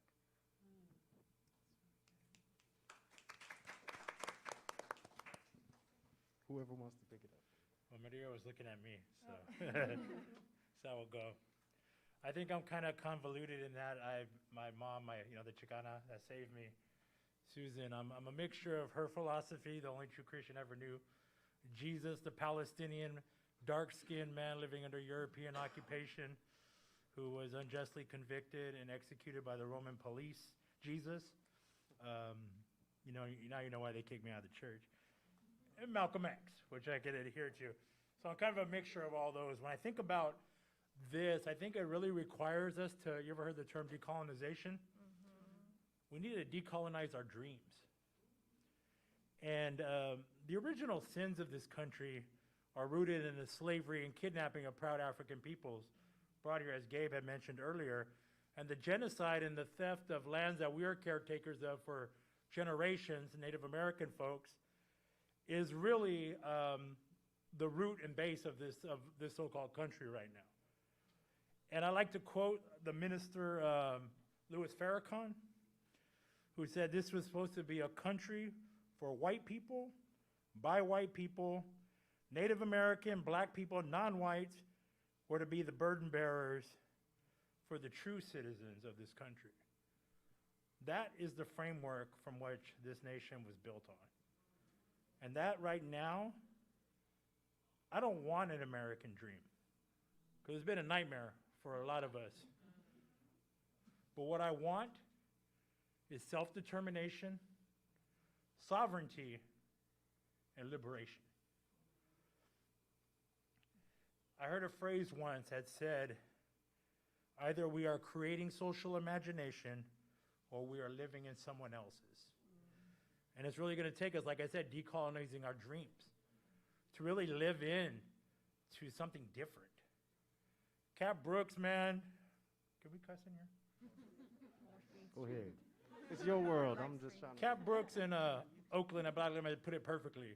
She said, white supremacy is a motherfucker. And I don't use that word very often, but it was a mic drop moment. Is that we have to decolonize from that whole, we've been brought up to that whole thinking. Of having to redo that, taught that our cultures were ugly and primitive when they were beautiful. You know, the natives had a way of dealing with the fire system where we never had the wildfires in California. But we have to decolonize all of that. Some things that I think that are happening that are really beautiful. In New York City, right now, you don't have to be a U.S. citizen to vote in the municipal elections. You just have to be a resident of New York and you get a card. No U.S. citizen, you can vote for your city council member. You can vote for your mayor. San Francisco put a school board system in where you don't have to be a citizen anymore to vote for your school board member. So now these old, affluent white folks are making decisions for your kids in a city where they're displacing black and brown people. But now that parents could actually have a say on how their education is run. I think it's really about that. It's really about reimagining. And I also have something to play off what Maria had said, is that I believe that our best leaders are not born, they're pinned. How are we creating opportunities for people to lead? People of color, and lead in our way to self-determine. I think that's really what we have before us. We're going to take some dreaming. It's going to take a lot of hard work, as everyone has alluded to here on this panel. But I think that we're all committed to doing that, or we wouldn't be here today.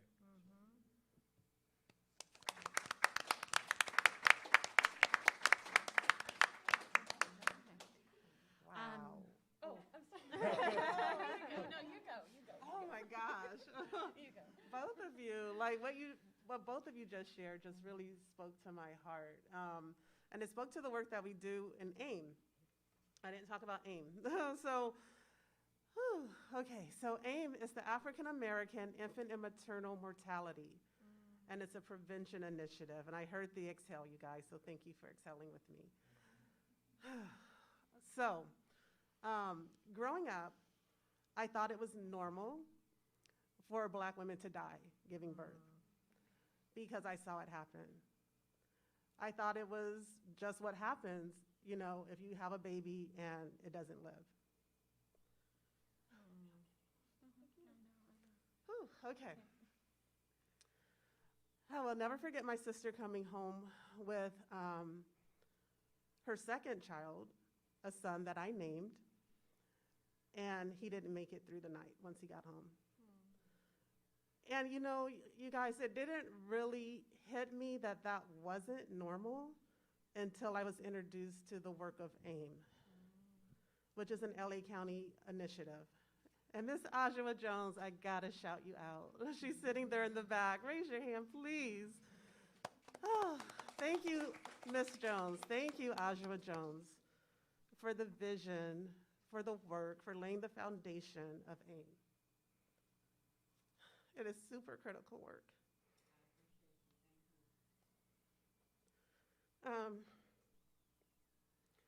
So, speaking of liberation and setting our minds free, and I talked about limiting beliefs, you guys, earlier, I had to let that go. That's not normal. That's not what should happen. I have 3 children. Thank God they all made it. And thank God I'm still alive, you know, to see them. But for a lot of Black women, that's not their story. In the work of AIM, I'm surrounded by my sisters daily who have different stories. You know, their babies did not make it. We have one mom who had a stroke, you know, after her birth. And what you said about calling it out, that's what we do in AIM. We call it out. It's racism. It is, plain and simple.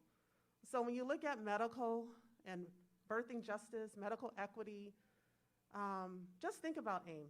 Just lift up your Black sisters, the Black women in your life and in your families. And I think there's a question that's going to come later about solidarity and fighting and standing with us. But please, just lift that up, because just to share the statistics with you, oh boy. So in LA County, Black babies are 1 to 2 times more likely to not make it to their first birthday than a white baby. Black moms, the original numbers were 3 to 4 times more likely to die giving birth or within 1 year of their birth. Is that correct, Ms. Ajua?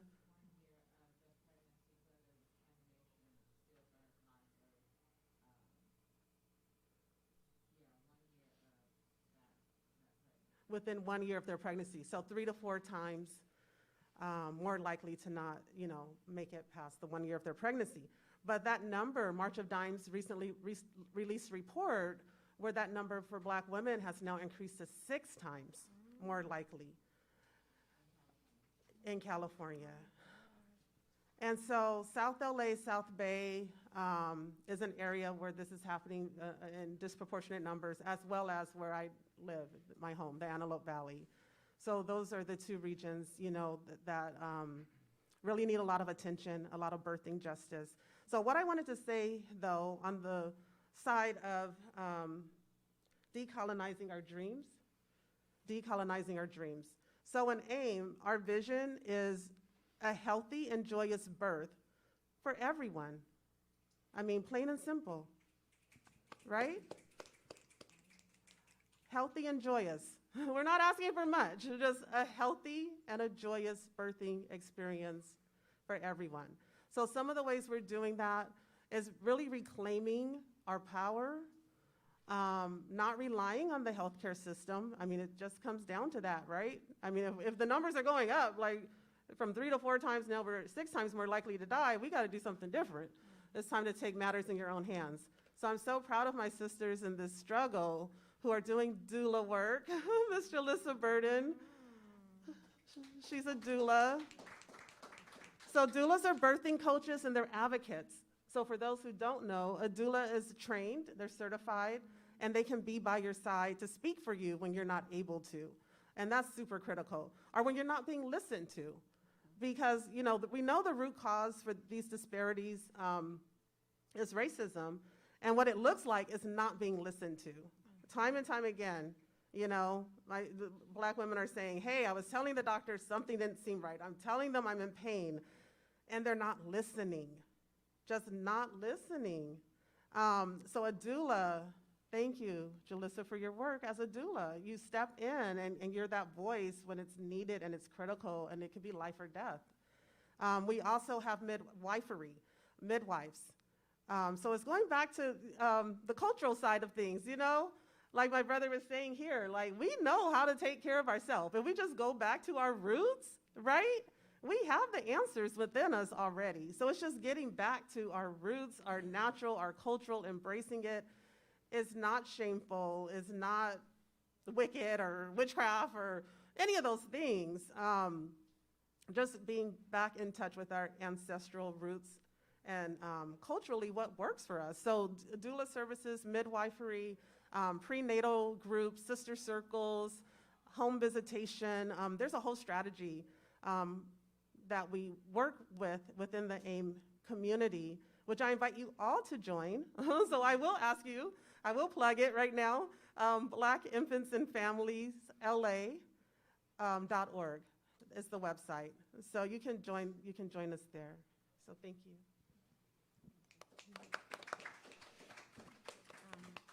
Okay, so, I mean, I have a lot of like just fundamental values and ideologies that I think guide my work, but I'll speak specifically about my work that I do now, working for the supervisor, right? So I essentially work for the system. I'm part of the system, and I'm a key player in the system, right? So so what I have always tried to bring, and I'm lucky that I work for, you know, really like a kick-ass woman who really believes in this, which is I believe that every voice matters. Every human being has something to lend to the discussion. We should like really honor that we're all human beings and we have something to lend. And I think, you know, I've worked for the county for a number of years, and I can tell you that like my early days in the county, it was very much about like, you know, this place where like people in a closed door, you know, behind a closed door made decisions for people who they didn't even have a connection to, right? It was just, we know what's best, we'll make the decisions, we'll tell you what's good for you. And I feel like with my boss, Supervisor Sheila Keel, with some of the other, Supervisor Holly Mitchell, Supervisor Hilda Solis, things started to change, and I call it like they kicked the door open, right?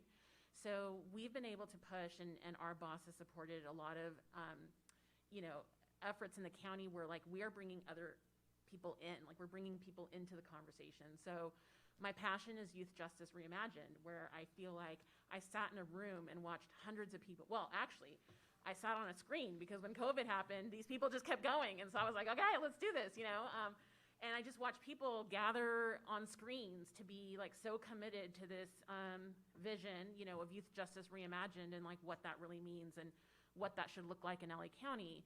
Same thing with, you know, Measure J. I will be the first one to say the first year was an ugly mess, but that's okay, because at least it was an ugly mess because we were all there trying to figure out how to make it work, right? It wasn't an ugly mess because the county said, we're going to decide, you know, this, and that, and then you just have to deal with it. It was an ugly mess because everybody was in the room, everybody wanted to speak, everybody wanted to have a voice, and we had to figure out how to give everybody voices. And knock on wood, year 2 will be better. But you know, I think like when I look across the work that we've done in the time that I've been with the supervisor, I think the biggest thing, you know, I have personally been able to bring to it is kick down the door. We don't know what's best for everybody. Bring people in. Let's hear from the people who this impacts, and let's let them tell us what's best for them rather than us telling them what's best for them. Yeah, shout out to the Los Angeles Youth Uprising and the organizers that get down with them and their, and so Youth Justice Reimagined is the effort to shift $75 million of funds away from probation and into alternative, you know, youth diversion, youth development programs. We're halfway there. We're halfway to the 75 million. I'm still working on it. And thank you for that. Thank you. So with this implementation, right, of these liberation ideologies and values into each of your respective areas of work and the sectors that you all navigate, also arises the reality that although we, at the onset, right, of political consciousness, strive to be in unity with one another, there are also very real differences between and among our communities. And with those differences, Maria brought up what she calls the interlocking forces of oppression, right, which is white supremacist heteropatriarchal capitalism, what Patricia Hill Collins would call the matrices of domination. They work together, so in our resistance to that particular force, we also need to work in an interlocking manner. But what comes to mind is a famous diaspora theorist by the name of Brent Edwards, that solidarity doesn't mean consolidation, right? Solidarity doesn't mean that we're all the same. And he uses an analogy talking about the human skeletal system, right? That for a skeleton to move, what gives it that ability are those points of disjuncture, right? The joints.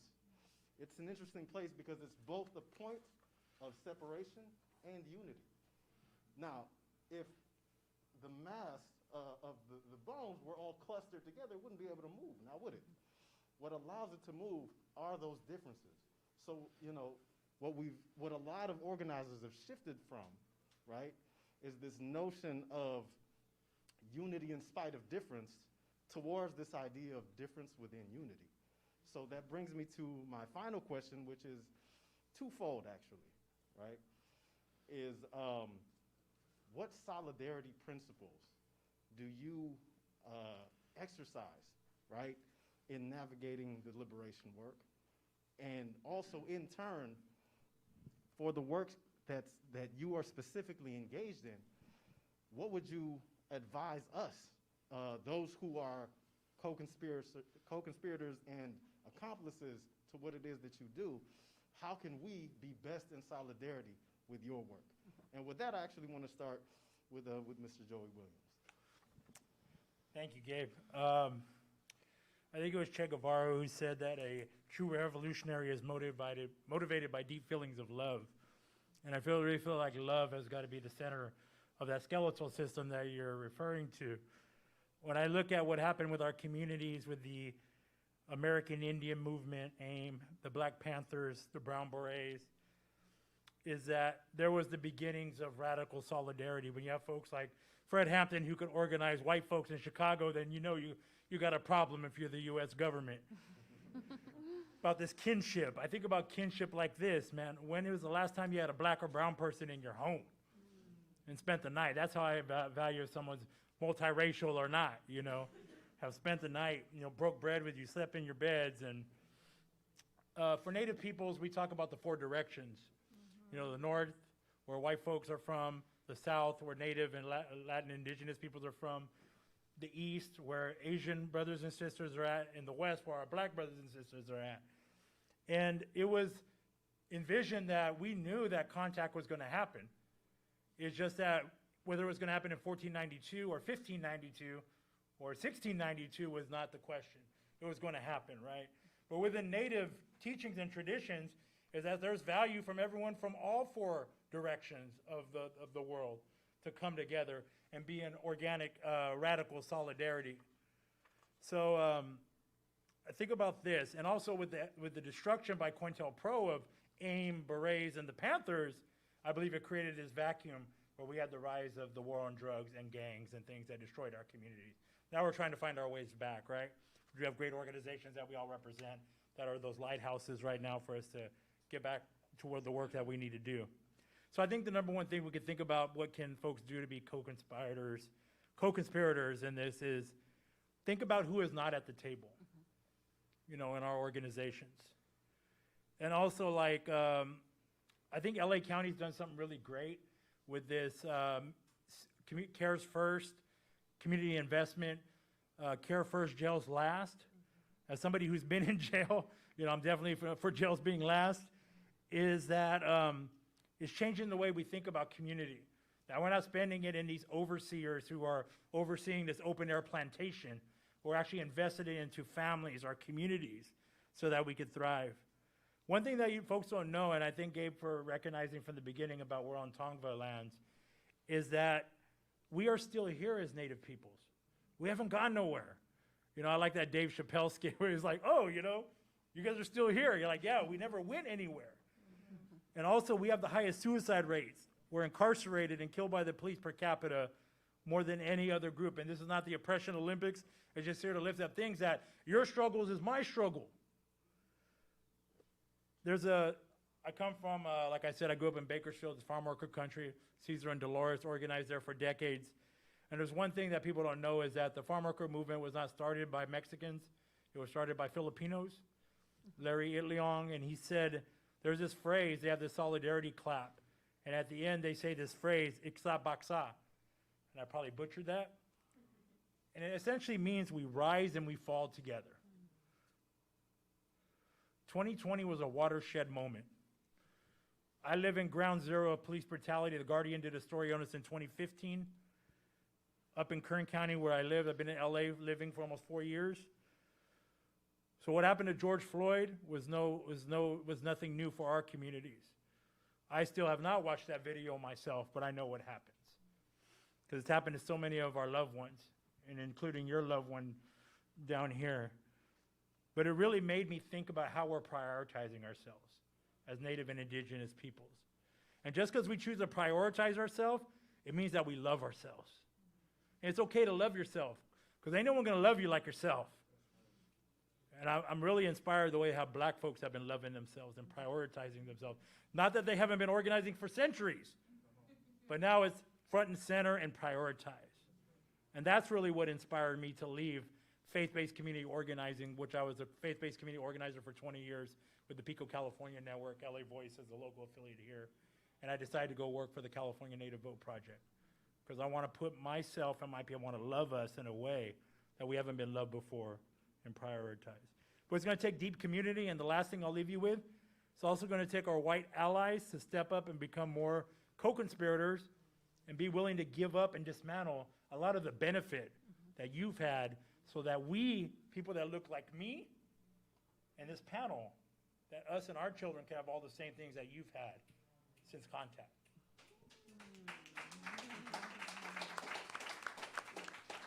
Hashtag divest from white supremacy.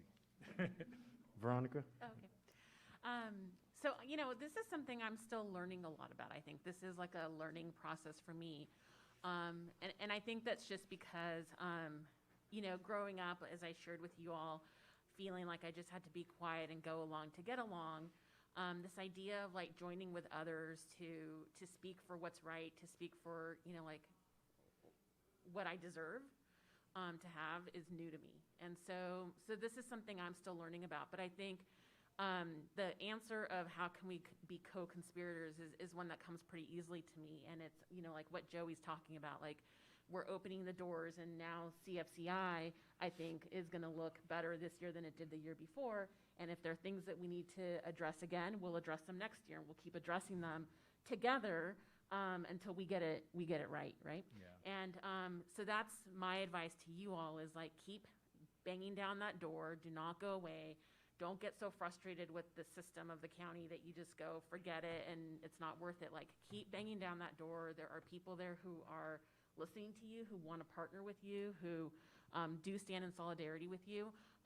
But we just need you to keep, like, banging us over the head until we get it right.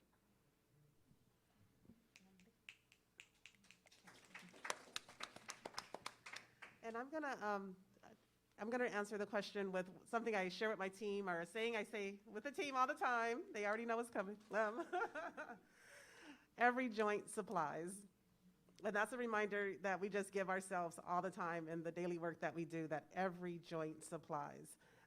So my skill set may be different from your skill set. Your experience is different from mine. But at the end of the day, we have a common goal. So if we just blend all that together, we're all supplying what's necessary for the change to happen. So every joint supplies. And a good example of that in the work of AIM is that we are a public, so that's LA County, it's, you know, LA County DPH and the health services and DMH, all three. Private, meaning there's smaller CBOs, that's just myself, Project Joy, we have Youth with a Purpose, Mighty Little Giants in the AV, just several smaller CBOs, and a community.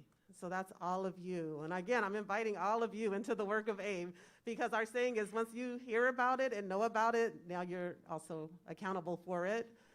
So we invite you to join us. It's a public-private community partnership. So that's the key. Collaboration is key. Thank you. Thank you. I wanted to start my remarks by evoking a movement icon that passed away this summer, Elizabeth Betita Martinez.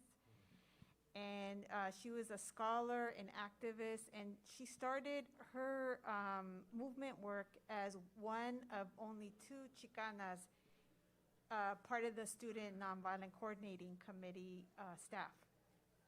And she did a lot of writing and fundraising, and was part of the effort that desegregated the South, and a part of the effort that centered leadership in organizing and youth power.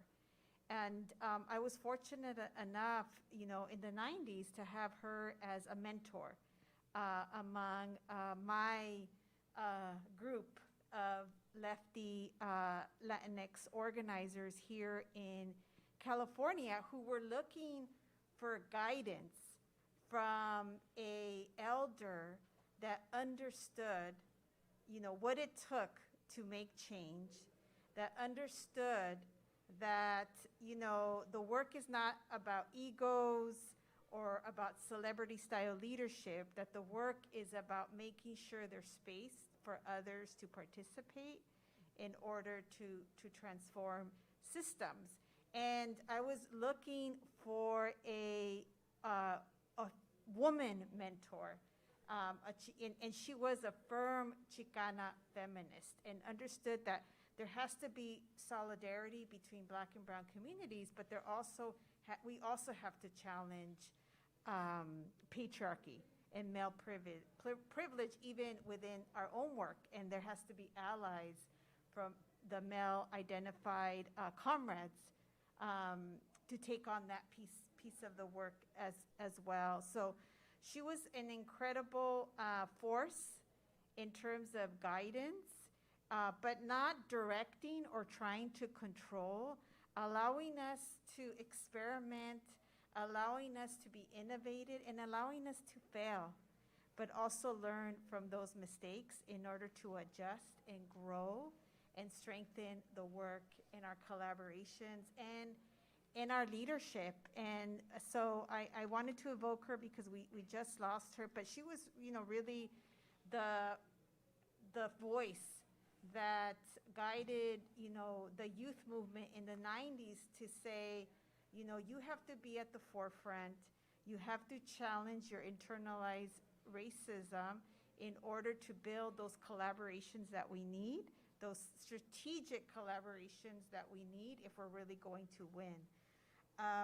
So I think for me, that's why for the organization I work for now, it's been so important to be focused on building youth power and ensuring that youth have, the access to the training and the resources so that they can be that catalyst for movement that we have seen in this country over many, many decades. And so I think that's such an important part of it because they challenge the next generation to go deeper, to be more radical, and to be more revolutionary. And, last year, after the murder of George Floyd, it was the young people from the East Side that pushed the organization to say, what are we going to do that's bolder to stand in solidarity with our Black brothers and sisters?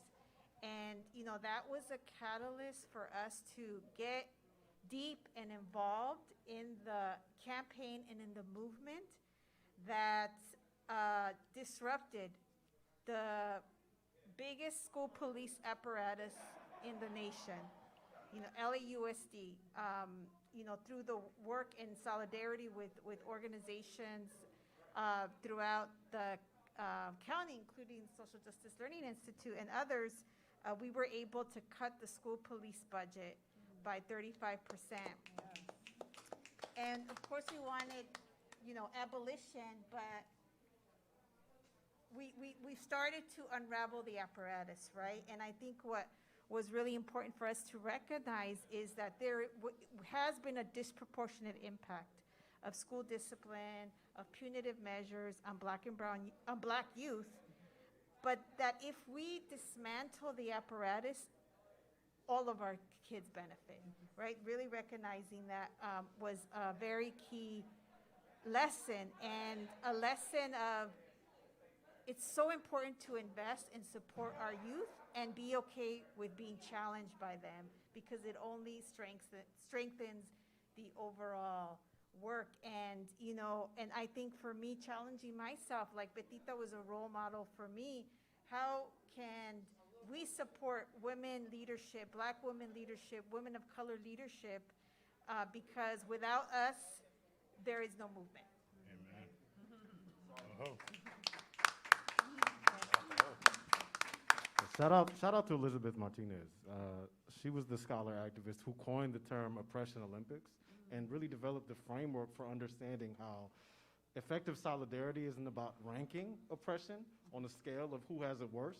It's about understanding the specificity with each of our unique experiences with that matrix of domination in relation to how we're positioned, right, at the intersections of race, gender, class, et cetera, et cetera.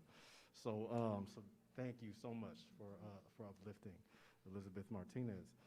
Give it up one more time. Give it up, give it up.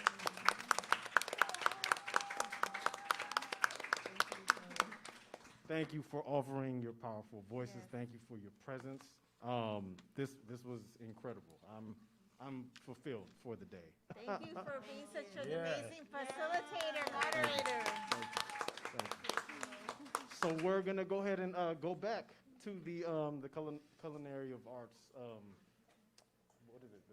The pathway? Y'all know let's go back to where we ate, y'all. Where's my card, Maria? I love the connect. Oh, yeah. Again. I don't have